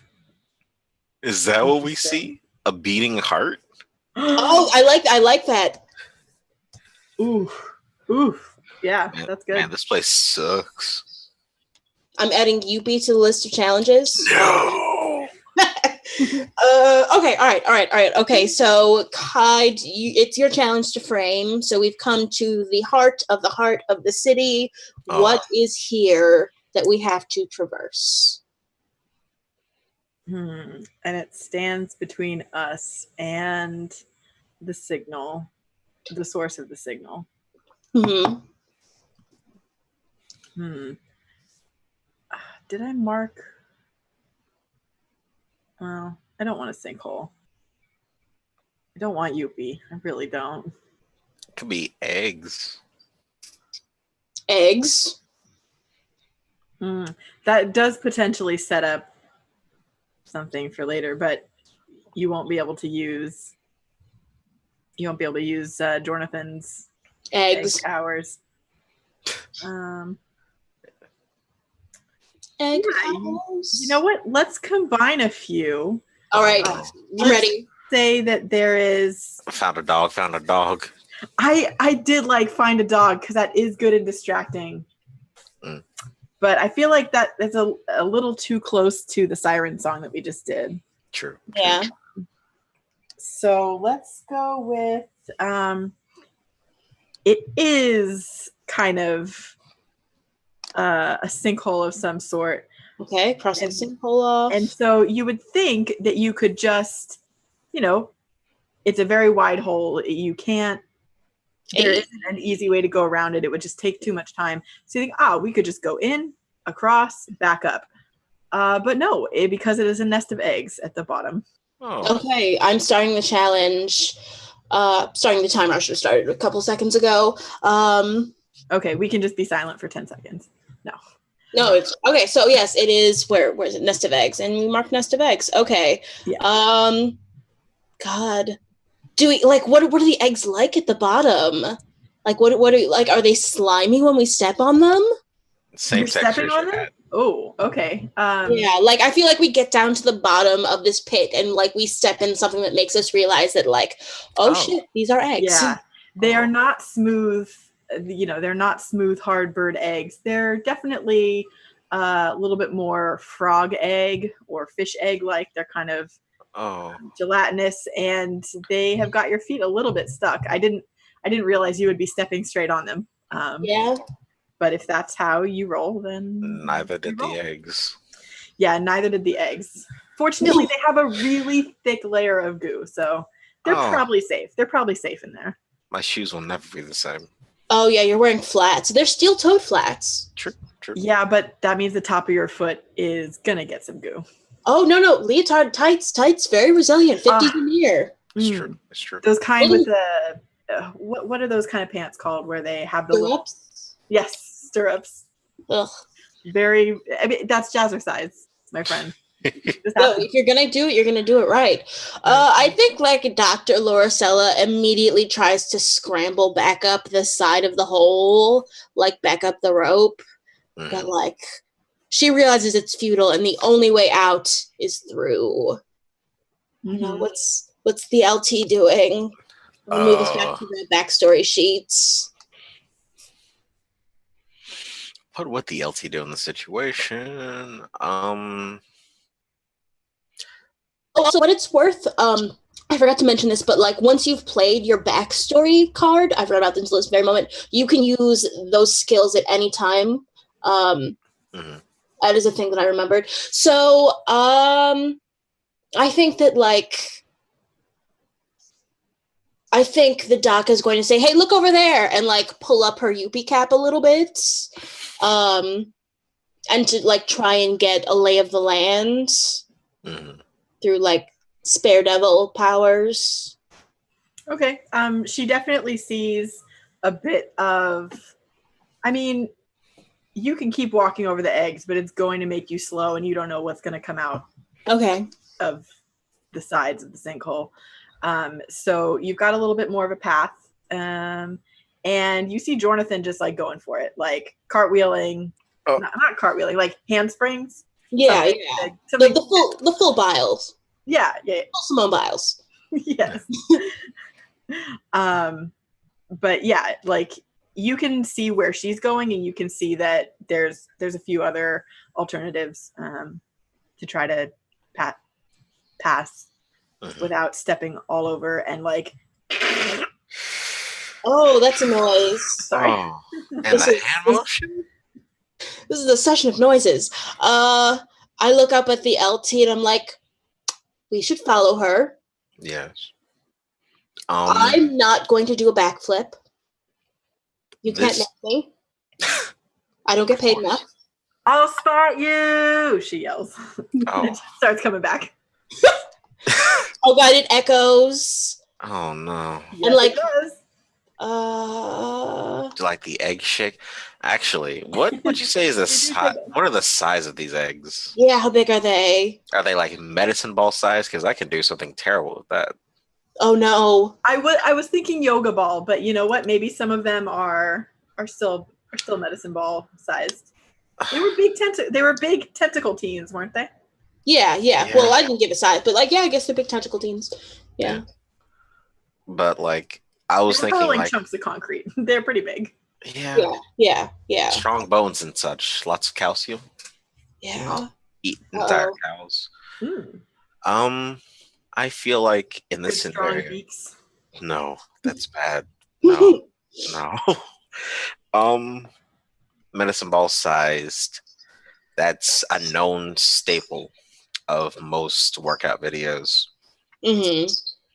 I feel like the LT is gonna attempt to find the one with the most elasticity Okay. and sort of do a run up, grab the doc when she isn't paying attention, bounce off the medicine ball, and then attempt to do a sort of run up the wall.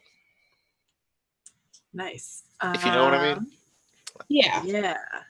Real quick, there's as of this moment there are 20 minutes left on the timer.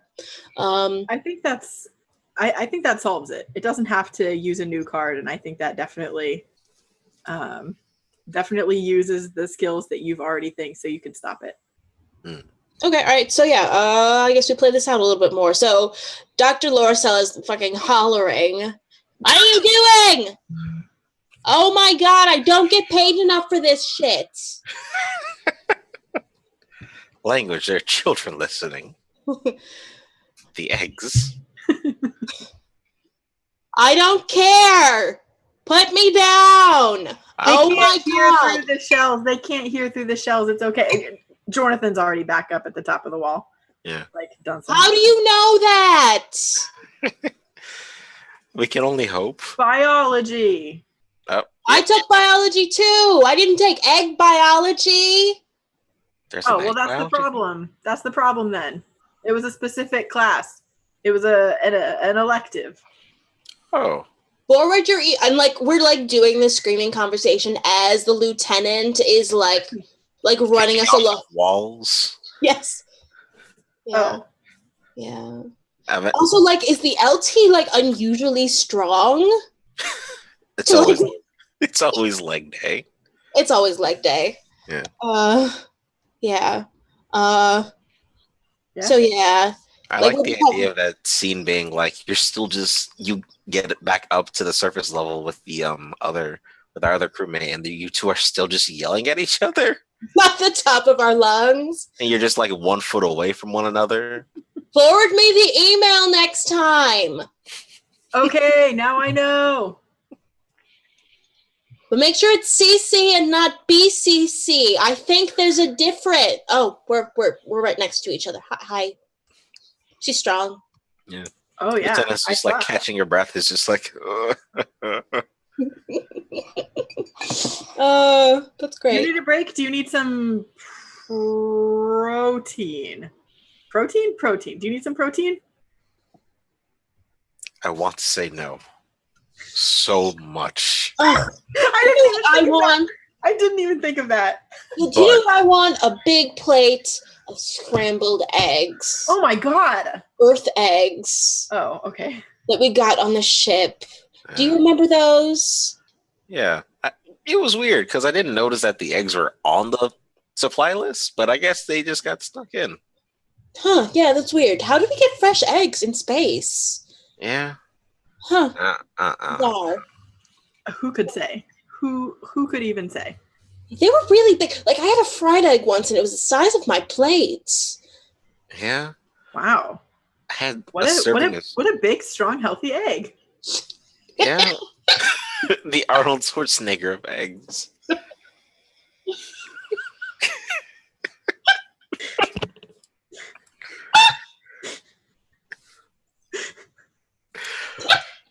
Oh god, okay. What is your scanner saying? How are we doing with those beeps and boops?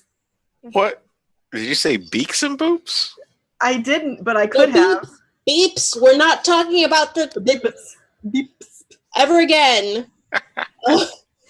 And like, okay, hold on. Let me go back to the works of art sheets. Change myself to neon green. So like, yeah, maybe. So we've crossed the Sarlacc pit, the egg pit. Thank God nothing hatched. We're still looking at the Oh, sorry. Yes, I keep forgetting. There we go. we are at art. I do love the purple splat. Yeah. Splatoon 3 Space Splatoon. Fuck off. It's just like a caret symbol, like a 3 at the end. Why does this say yum? Who wrote yum on this? That was me. I couldn't delete it. As well, you should not have been able. Such is your sin. It shall remain. Yeah. Indelible. Cannot be washed away. It's Catholic season too. So like you need to do some confessing. Get yourself right with God. Okay, so we have gotten through the egg pits. Did Jonathan damage any eggs while she was in there? Absolutely not. That goes against everything she knows. Did she gaze longingly at some of the eggs? Did Did she steal an egg? Did you steal an egg? Yes, that's a very good idea, and absolutely I did. You stole someone's child. Oh, fuck. Yeah, I did. It's a cultural exchange. I left one as well. Oh, you took a second and just vomited up an egg. Wait a second, though. I'm not fertilized. I was gonna say I must have two separate. I mean, because you guys were talking about eating them, so yes. those absolutely cannot have been fertilized. But I mean, aliens can do what they want. I was gonna say, are you like a self-pollinating species? I'm pretty sure that there are types of fish that just kind of store up stuff, and they're like, okay, well, it's time to fertilize these ones now. So we'll say something like that. There's separate pockets. Oh, that's so gross. That's so nasty. I love it. I love it a lot. Okay. Yes. So there's a cultural exchange going to happen in about 3 weeks. And then however long this one takes to hatch. Okay. Where are we at now? All right. So what you see is like more winding streets, and like you've gotten to the part of town that's just like smaller egg pits. Like that was the main pits, but there's like incubation pits for the smaller eggs. Government housing for eggs. Yeah, it's the egg projects. Hold on, real quick anecdote. So I had an old roommate who was from West Virginia, and we were riding through the project on our way to some play. And my roommate was like, oh my God, those are some cute little houses. And I had to be like, oh no, honey, it's the projects. We're in the ghetto. We're in the straight up ghetto. And it was like, oh. Like they're not cute little houses. Anyway, anecdote over.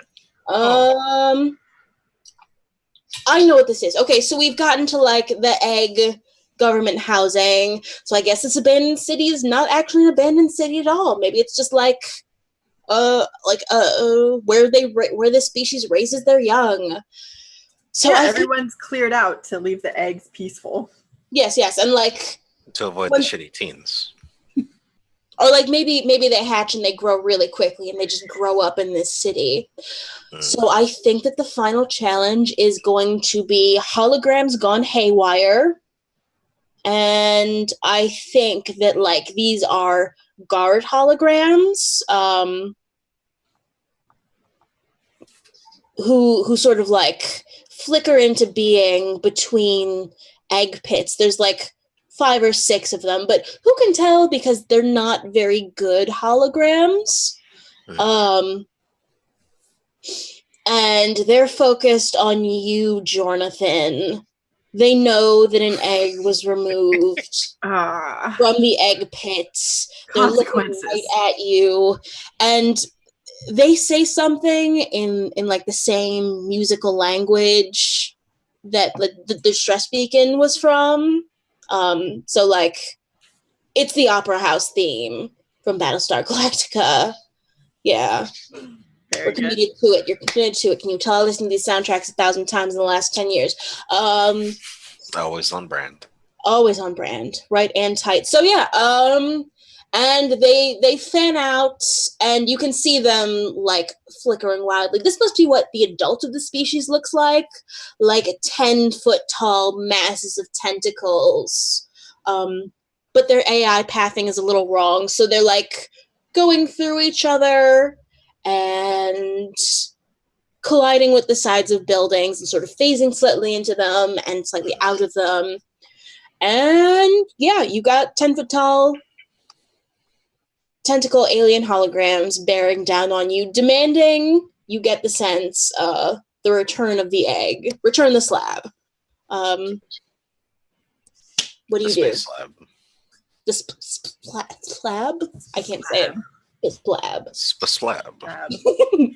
Okay, yeah. So, hashtag what do you do? I should have started the timer. You guys don't know I have the egg, right? You're right. Only I do. Right. And I'm not telling. Yeah. Hmm. Dr. Loricella goes and hides behind the two of you once again and gives you both a subtle little shove forward. You feel my backpack is kind of squishy. Uh. I'm so sorry, Mick. Nasty. Yeah. They're just coming closer. One of them falls into an egg pit and just glitches out there. So now it's six coming at you. Oh. Are these hard light holograms? Yeah. That's the thing I had in mind. Okay. So yeah. And again, it's just pretentious string quartet music. Blaring from them. Do you think the doctor recorded the distress beacon noise? Sure, yeah. In Space Audacity, or you know what I'm going to say. I do wonder if I could get the recording from her, play it at full volume, and then chuck it in a random direction. If these guard things would be forced to check it. Oh fuck, this is not my challenge. What? It doesn't have to be in the same order, I don't think. Yeah. It just means that Mick will be wait a second. Have you done 2? No. Yes, you did the siren song. No. She froze. Yeah, I did. On a really dumb face. Am I back? Yes, you're back. Yeah, you're back. Oh, yeah. So this is you having done 2. Fuck it. We're in it to win it. Yeah, I screwed up. I mean, I like your idea of trying to use the recording, but I also think could use my flipped over backstory. Ooh. With the minor celebrity. It's not really touching on the privacy part, but it could be using the singing thing. Oh. She's expanded her career, and maybe. Oh boy. Well, I could maybe tap the other card too. I think. Go do it. No balls. Right. If you want to mark there's really no discreet way to lay an egg every 6 hours. All right, tell me how that works. So I think what happens is she kind of steps forward of the other two and is trying to be as discreet about it as possible. So they just see a lot of when a cat has a hairball, a lot of shoulders, shoulders moving and just. So she's gonna try offering, not their egg, but an egg back, and then I'm stopping the timer. Okay, and as she's doing it, so I wrote this down at the very beginning. She has 3 mouths under the human suit, so she's gonna sing back at them the same song that they're singing. While coughing up an egg. Yeah. With a gift offering. Yeah. Okay. Yeah. That works. I don't know, maybe like they're programmed to just like look for things that are the same size and shape. They're not good. They're not good. Yeah, it's definitely not quite the same size and shape, but it's close. Yeah. Okay, yeah, that works. That works. You like hand one gingerly and into the tentacle. An egg for these trying times. Fuck off, Mick. I wanted to acknowledge that.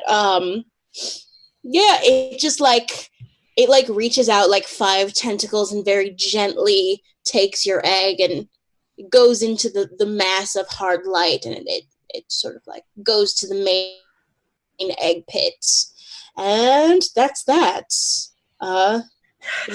Yeah, yes. And well, I'm sorry I like automatically fell into GM mode. I assumed I was doing the next challenge. So I don't know, maybe we've gotten here. I did not move you guys to that I did move you to that sheet. That's fine then. So yeah, and the distress beacon. I think that the distress beacon has been getting louder and louder as we've gone through this. Mm-hmm. Full all along the watchtower. So yeah, Mick, I'm sorry for like jumping the gun on you. It doesn't turn off. What challenge looks good to you? We're in the final stretch. I stopped the timer. Okay. On 15 minutes and 56 seconds. Gosh, let's see.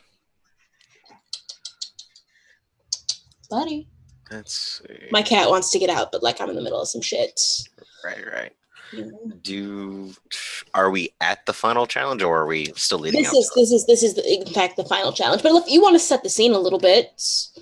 Oh, Kai, what's your outrageous lie as to why the holograms backed off? Yeah. Oh, and why my singing sounds like stereo +1. Yes, yeah.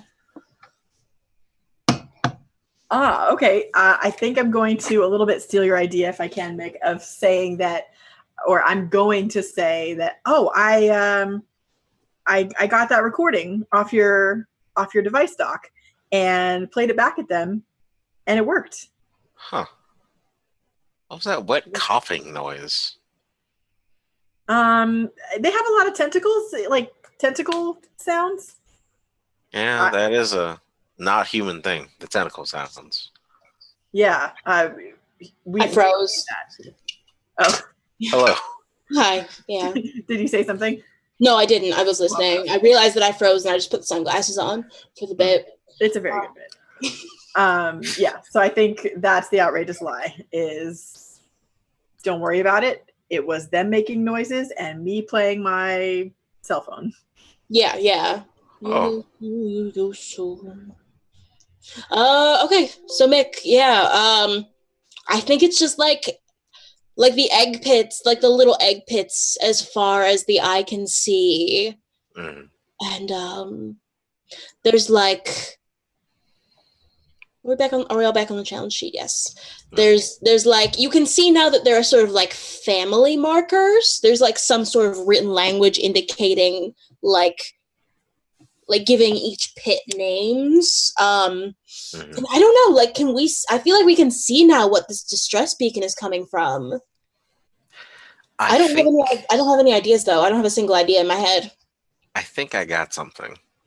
Hit me. There are family markers, so this could be a sort of impromptu graveyard or something of that sort. Well, it's egg pits. Egg pits, okay. Yeah. Or is it? I mean, do you lay your eggs at the site of your? Is it like a circle of life kind of thing? Oh yeah, I like that. I like that a lot. You could definitely have both. I think it's sort of how I'm going to frame this is it's a sort of the egg pits are sort of below and sort of near. There's a sort of circular, like a single like point, like a wall, I would say, like a standard wall, because that's one of the actual things, the challenges. And what this species has done is decorate it with this is one of the points at which where there's a lot of colors and like floral stuff. Yeah. Sadly enough, this is where amnesia pollen comes in. Excellent. Yeah. Like it's bright, it's colorful, it'll wipe your mind if you're not of the correct species. Oh boy. But it looks dope as hell. Yeah. Like a sort of Oh. jet set radio style graffiti nonsense. Huh. Okay. All Right. And the distress beacon is beeping from either from the inside or from the top of this wall. Cool. Is there anything unique about the final challenge, having read the book 30 times, that you remember? Oh yes. Hold on. Let me read off the final challenge section. Last card. Once the designated number of challenge cards have been played, the player with the most cards on the table and the fewest cards in their hand plays the mission card as their final challenge. This is your opportunity to wrap up the story as much as possible. Will your team succeed? What still needs to be dealt with?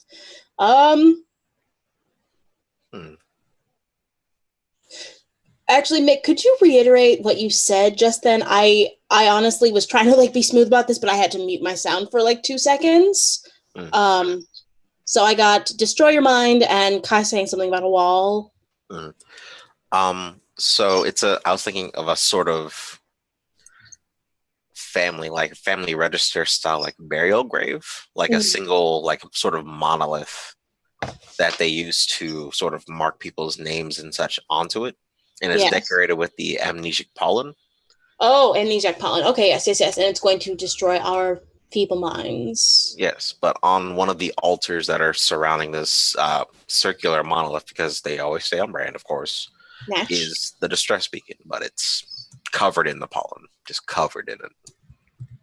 Okay. I'm really glad I had you repeat that whole thing. Sorry, Rachel stuck her head in my room and clear your throat.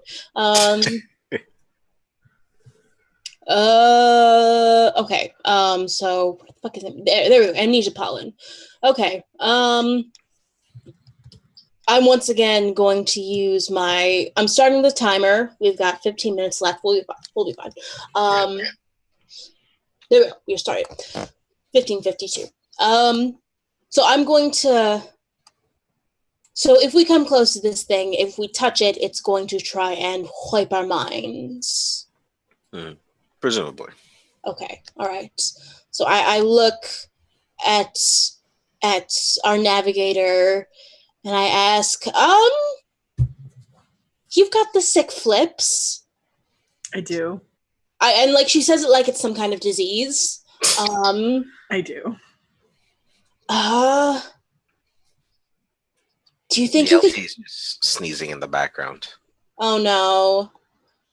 Do you have some kind of thing in your bag to wrap around her breathing parts? And yes, her orifice. In a game like this, I probably shouldn't say the word orifice out loud. It's a little bit cursed. We're in Temple Town anyway. Yeah, that's committed. So yeah, I think she pulls out, because I don't know, she's carrying the bag. She pulls out a rebreather, but I also don't think that it's effective against this pollen. Yeah, but she hands it to you give it a shot. I'm just no, it's just normal human allergies. Achoo. Etc. But right. I put it on. Yeah, it doesn't help. It doesn't help. It doesn't really help. But I'm not forgetting anything, not necessarily. Jesus. And we need to get to the other side of the wall. Is that? Or is it just chilling on top of the wall? It's just chilling on top of the wall. What does it look like? What does it look like? You probably said that before I muted my audio. I was thinking a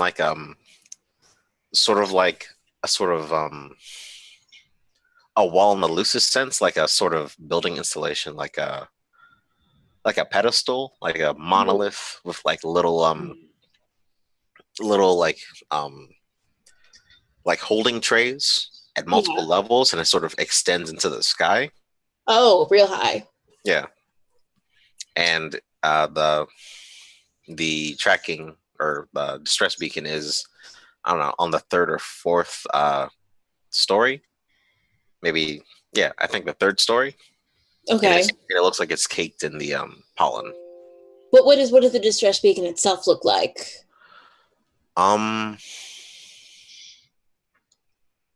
Gosh, a sort of. It looks like a circular sort of disc. Okay. With I am not describing a Roomba, I promise. With a knife taped to it. With an antenna around the top part. Okay. It is constantly fuck it, it is a Roomba. I know who I am. Yeah, it's constantly spinning and like sort of bumping into the tall wall. Yeah, and it's constantly like shaking pollen down on itself. All right. So Dr. Laura says, I think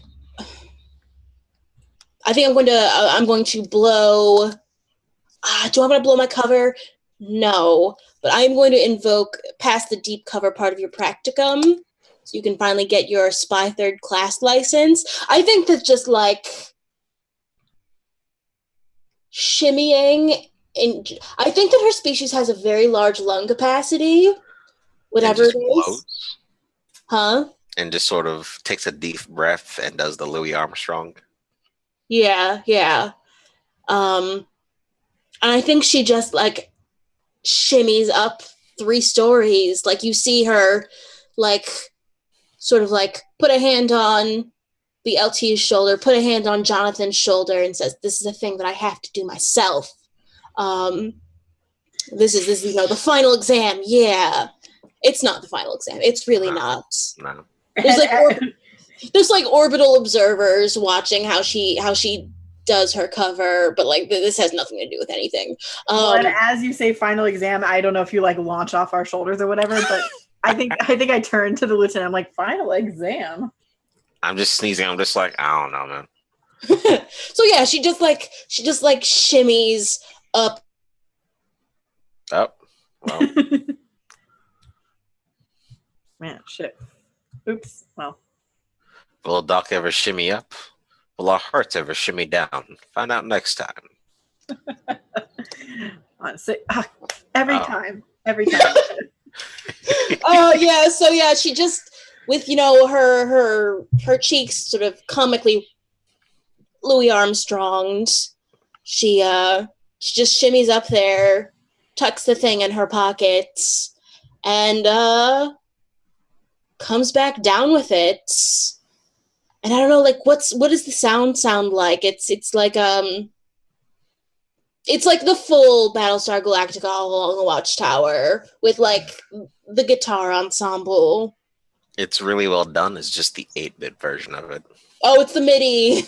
Yeah. MIDI. That's fun. Yeah. That's fun. Yes, that's great. It's boop boop boop boop. Oh no, it's like the Me channel music, but also the all along the Watchtower. Yes. Yeah. Okay. Yeah. Yeah. So and I think the outrage lie is that's a normal thing. It was the 600 level class. You've been holding out on us. I know. We were going to be fitness buddies, just the two of us, me and the LT, but you. Wow. You must do those like 26-hour workouts, huh? I mean, 24. Oh, no, it's 48 hours straight. As we all know, that is what the human body can do. Yeah. 2 days. 2 days. Wow. Yeah. 2 Earth days. God, I'm sorry, Kai. It looks like you're just like fucking straight up steaming vodka. It's water. I'm so thirsty. You know what? I have an empty cup now. It's fine. No, I'll present myself better. No, it's fine. Listen, I have my like tacky Aries mug. It's whatever. My extremely basic. We're good. So yeah, and I think that's like, I don't know. So I'm sorry, I'm gonna stop the timer because automatically circuited the challenge at 8 minutes. We climbed the whole mountain. So yeah, how does this end? I'm sorry, I'm going to read off the book itself. Count the number of backstory cards you still have in your hands unplayed. The player or players with the most backstory cards unplayed has succeeded in their dark purpose and can begin the epilogue. This is a closing montage, briefly visiting each character in their new life.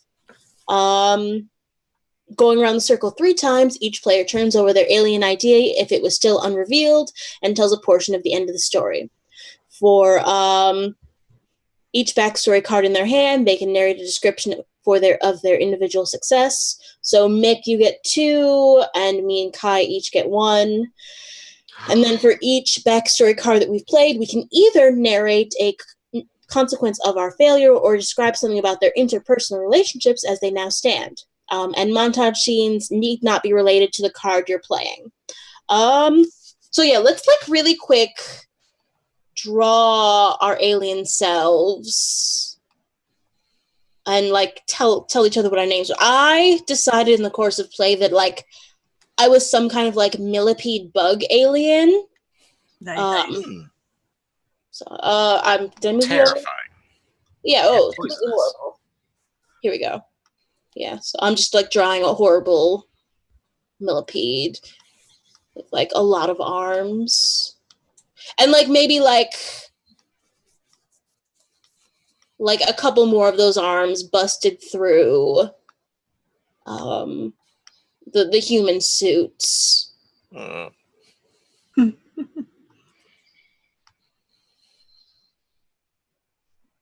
Wallen.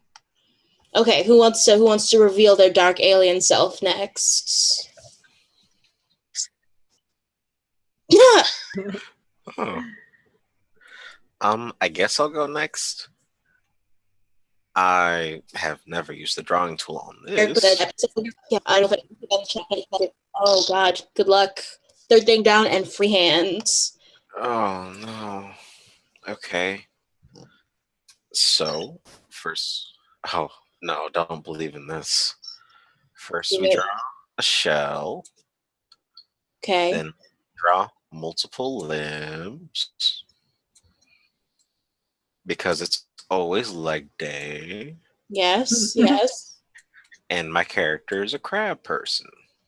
Oh. Very nice. I like the eyes. Yeah. Looks extremely depressed. And here's the teeth. Just in case. I gave mine a smiley face. I'll give mine a little sweatband. God, yes. There we go. And my character's name was, God, what did I say? It was Goma.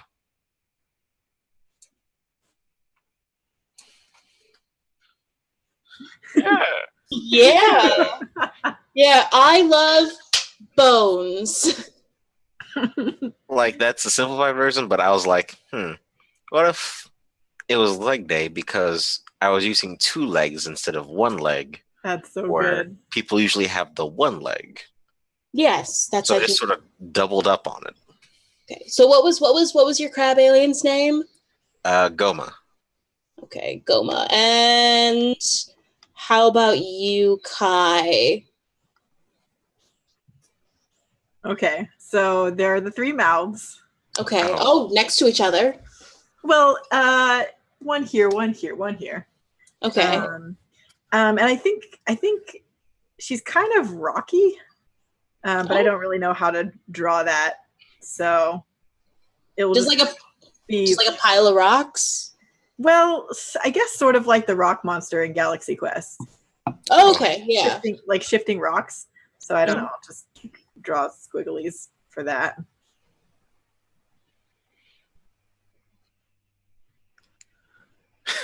Huh? Now, are those power lines or stink lines or speed lines? Yes, all of the above. All of the above. I smell great. to my people. I don't know what it is for you all. Okay. And what's your alien's name? I think she wasn't super creative. And the reason she went with Jonathan is the reason that, like, you know, when people have a Chinese name, they'll go, like, my friend's mom's name is like Li Ju, and so her English name is Julie. And so I think she did a similar thing. Her name is like Jorna. Okay. But with an E at the end. Well, okay. Well, yeah, writing is real. Writing is real and good. You're a star, you don't got it, right? I sing it. Yes. Okay, all right. Mick, you succeeded in your dark purpose. I'm going to move us back to the backstory page. I was going to draw a nose up here. I'm sorry. Oh, no, not there. Oh God. Okay. So you get tenure. You get tenure. You go back to your home. Lieutenant Olivia Newton-John, aka Goma, goes back to her home planet, gets tenure. So just I think it's probably like I get tenure. Yes. Because as it turns out, I have to switch tracks to creative writing, and I end up published instead. Oh. Because these aren't human things that we did on this quest. Not really. So it ends up being a work of fiction instead. Oh, yeah. You just switch PhD programs. Okay, I'm going to narrate a personal success. And it says that they don't have to be related to the card at hand. But I think that, like, I go back to my home world for that one unplayed card. And then I go back to my home world, and my friend didn't see my gay fan fiction. She saw your other fan fiction. Yeah. Yeah. Oh yes, the Janeway and Chakotay. No. Why? I'm sorry, I did that to you. Okay, so Kai, you've got one unplayed backstory card, so you can narrate an individual success, or you can narrate a consequence of your failure, or something about your interpersonal relationships as they now stand. Okay. And is that interpersonal relationships between our crew or just in general? I think it's between our crew, yeah. Okay, great. Then I would like to narrate a fantastic, successful 48-hour gym day. We've all got a little legs, so it's leg day the whole time. Yeah. Yeah. I take rocks from, or I don't move them, but like I just rearrange them, and now my legs are beefy and great, and my arms are kind of like little noodle arms, so that I can really get those squats. Yeah. But definitely we do that. Yes, humans do. Well, I guess we aren't necessarily revealed to each other. No, nobody did cover. But okay. So we have that single human gym day of 48 hours. Yes.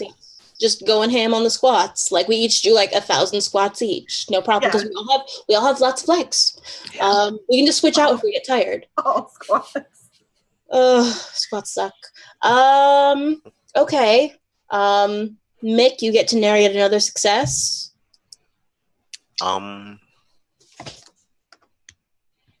Gosh, that'll be a good one.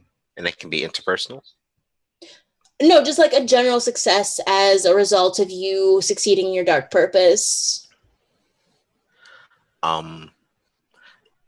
Let's make it topical. Because my issue was I forgot to change my communicator settings. I just got another phone. I decided to leave that group chat and enter a group chat with the group. Yes. It's good. Okay. A consequence of my failure. I think that Waxen has to just like go undercover, has to just like completely retake the practicum. And like go undercover with another species. And this one's even harder to fit in with. Oh. They're snake people. No legs at all? No legs at all. Oh, man. So are they Sneeple or Snup people? It's Sneeple. It's Sneeple. Yeah, It's just Snapple. Snapples. It's Snapples. Okay. Okay, so, and then, Kai, you've got a success to, A success? you got a success, and you've got a failure consequence, or an thing. Okay. Let's address the fact that I failed my dark purpose. Oh no. No. We're not gonna take it too bad. But I think she has got to she's got to relinquish that fame, basically, and stay away from where she's from long enough that she's forgotten entirely. Oh no. Not entirely, but as a celebrity. Okay. Yeah, like she has to let that fade away, and she can't keep trying to milk it and like, wait, let me just drop a record or whatever. So from hosting a morning talk show to hosting blackjack tournaments. Yeah, like and that if she's feeling like living on the edge. Oh dear. Yeah. Mick, you've got either a consequence of your failure. Well, you didn't fail at your challenge, but so something about your interpersonal relationships as they now stand. I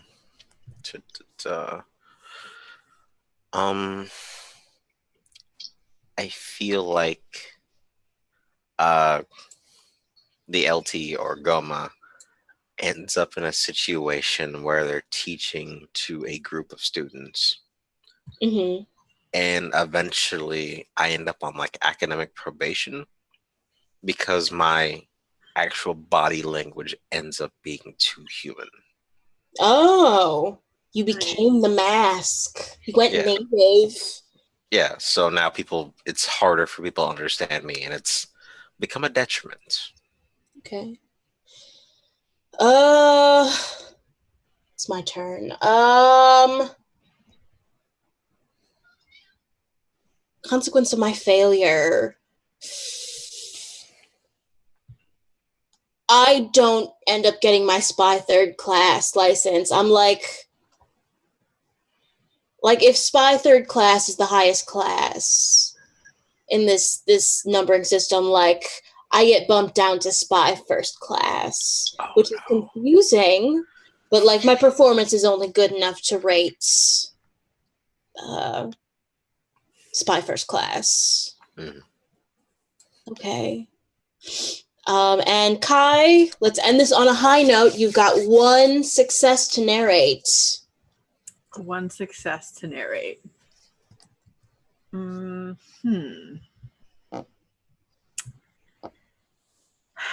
Well, the egg.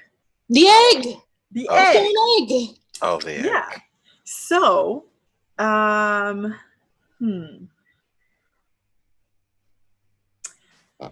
going to make it a little bit interpersonal, I guess, because I'm going to draw on you guys' experience as academics. Well, one of you as an academic and the other as somebody good at infiltrating and whatever.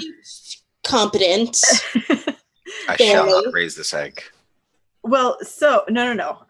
I'm raising the egg, but I want to be able to not only have it be able to speak my language, but its own. So I need you, Goma, to help me kind of learn its language, actually, based on the recordings we got and whatever. And then I need, was it Mwalin? Mwalin, yeah. Mwalin, to help get us in for undercover vacations, back to where this egg is from. And also so I can check on my own 2 eggs that are growing up. Oh no. On another planet. Yeah, and so we're able to perhaps make contact, actual contact with these tentacle people after a few years when we have like our little 5-year reunion. Yeah, we have our almost dying in the egg pits. Yeah, we have our growing our on its way to being a tentacle teen, and then they've got little whatever my alien species is called growing up over there. So yeah, and they're just so like, hey. Yeah. So like at some point, oh god damn it. Oh. Like at some point during we realized, wait a second, this is how humans actually are. You? It was like an explosion. From 0 to 100. Yeah. We're all very proud of you. And we're all very scared. It must have been super good. What's going on? Did I freeze in an embarrassing with an embarrassing face?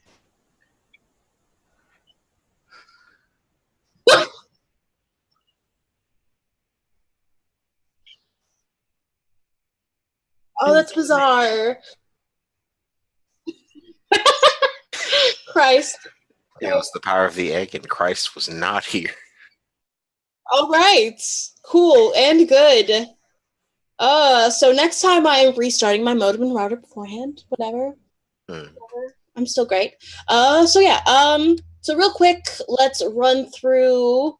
So like we have formed like, auntie, like we're like this tentacle team's alien aunties. Mm-hmm. And we do like long alien Skypes. Yeah. And then we all meet up. Oh, you're growing so tall. Oh, you're gonna be 11 feet when you grow up. Yeah. All right. So real quick, the postmortem. So what did you guys like about that game? I've never run it before. I think that was a lot of fun. I couldn't have picked two better people to play with. Yeah, what did you guys like about it? It definitely did have that fiasco feel at the end. And I liked, though, the way that it was so direct about be explicit with laying out the challenge. Like, set it and then go for it. Yeah. No, don't be coy about it. Yeah. How about you, Mick? I like that it always makes sure that even when you're the GM and you're setting a challenge, or when you're playing the game, it makes sure that you always have a hand in the narrative, and you're always pushing it forward with your own sense of style or pizzazz or what have you. And that's a word for it. I'm still thinking about Jane Fonda, I guess. It's a problem. So it does a good job of getting the players involved. Yeah. I feel like this is a really good one. Sorry. Just want to say it real fast before I go back to you. But it seems it was good online, but it seems like it'd be really fun in person at a party, especially that timer element of it, and how physical a lot of the background cards were. Like your wings itch all the time, or like your what was one? It was like your zipper on your human suit pops open if you bend, and they just seemed ripe for goofing around with friends, and I think that would be a really fun thing to propose when I'm actually like hanging out with friends soon. Yeah, I super want to play this in real life. Rachel, let's play Human Intelligence. What worked and what didn't? I know that I definitely forgot that I was not the GM and got an extra challenge in there. Like, I legitimately forgot. So yeah, what do we feel like worked well with us, with the game? Obviously, what we said about, like, it keeps you engaged even when you're GMing. You're encouraged to, like, remember that your character's still in the scene. Did anything not work for you guys? I feel like playing to a single theme for my stuff led to a lot of crossover. So I didn't make my skills as distinct as I would have liked. So I Mm-hmm. wasn't able to really approach stories outside of the I'm pretty good at running and jumping, which was fine because it made me get more creative in a way, but it Mm-hmm. does sort of limit the scope. Yeah. Yeah. How about you, Kai? Did anything not work for you? I think it's a little bit related to what Mick said. I would have liked to maybe have 2 attributes per category, or maybe a little bit more. I don't know, just to give it that variety that you're talking about, so that you're not just like, yeah, I do obstacle courses, or like, really strong, or like I have a good science machine. Because I think we did make it work really well, but it might have helped us feel like, oh, I'm not burning my card. Also, another thing that I feel like I didn't emphasize well enough is that, like, even if you're like burning your challenge card, what you do does not necessarily have to be related to that.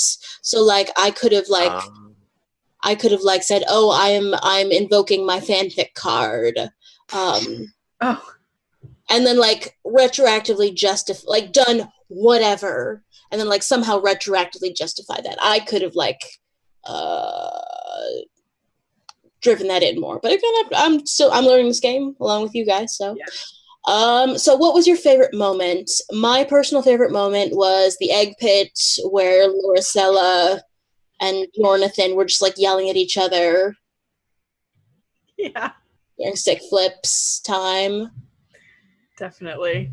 I really enjoyed I think I really enjoyed the tentacle Roomba. Yes, that was great. It had just like it was, and looking back, and I'm like, oh, of course he was setting this up. Like it was going to straighten up the manhole. It was sweeping the dusty things, but because we were playing a game and part of it is the planet is trying to stop you or kill you or whatever, we're like, danger, danger. No. Danger Robinson. Yeah. No, it's a nice cleaning bot that looks like a beautiful maypole, and with tentacles, with beak. with tentacles, like sharp tentacles maybe, but yeah, it was just so funny when you solved my maintenance robot puzzle. Like, it's very good. How about you, Mick? What was your favorite moment? I mean, I liked all the incidental stuff, just us talking and like joking about it. But my favorite bit was the siren song aspect. Mm-hmm. That was cool. Yeah, it just felt different, and I'm not sure how to explain it, but it felt like we were approaching a new style of puzzle, and it felt nice to sort of use my character's brains to figure it out. As opposed to your glutes. Yeah. Quads. That's what I call my second set of legs. Brutes or glutes. Glutes and bra. Or sploots. No, that was really bad. Yes. Okay, and if we had more time, ... what? Well, this game comes with a timer, which we stopped at 8 minutes. Nice. Yeah. So it comes with like a built-in time limit. But I don't know, I feel like upping the timer to 60 minutes would not really have had a detrimental effect on the game. Like Emma said, I don't think I said this on broadcast, but like Emma said, it's really just like a compromise between having excessively restrictive time limits on individual challenges and the game just meandering hopelessly. Yeah. So, if we'd upped it to 60 minutes, I don't think it would have been a problem. And I think it's more of an issue of the online play, like, or just this way we did it. Like, if we had an actual ticking down clock that we could have seen, I think that might have helped a little bit in terms of the times when we were like, And then I was like, 25 minutes, keep it snappy, kids, keep it snappy. Yeah. Like the proctor. Yeah. The test. I think a little bit of extra time would have helped with like world building and like setting the stage for this place. We've had a couple of our issues with the time because we weren't sure of the actual environments. But beyond that, no, I don't know. Yeah. All right. So I think that's it. Any parting thoughts? I'm eventually going to link Emma to this VOD. Thank you for playing this game with me, you guys. I love you both. This has been Once Upon a Game. We played Human Intelligence by Emma Lloyd. Buy It on Drive-Thru RPG, you cowards, is not actually part of the title. It should be. And thank you to Eric, aka the Deadlift Kid, aka Ilgamesh, aka Corporal Goodman, aka Adam Swolble, because he's GMing 27 games a week or what the fuck ever. Thanks for having us, and goodbye and good night. Not y'all.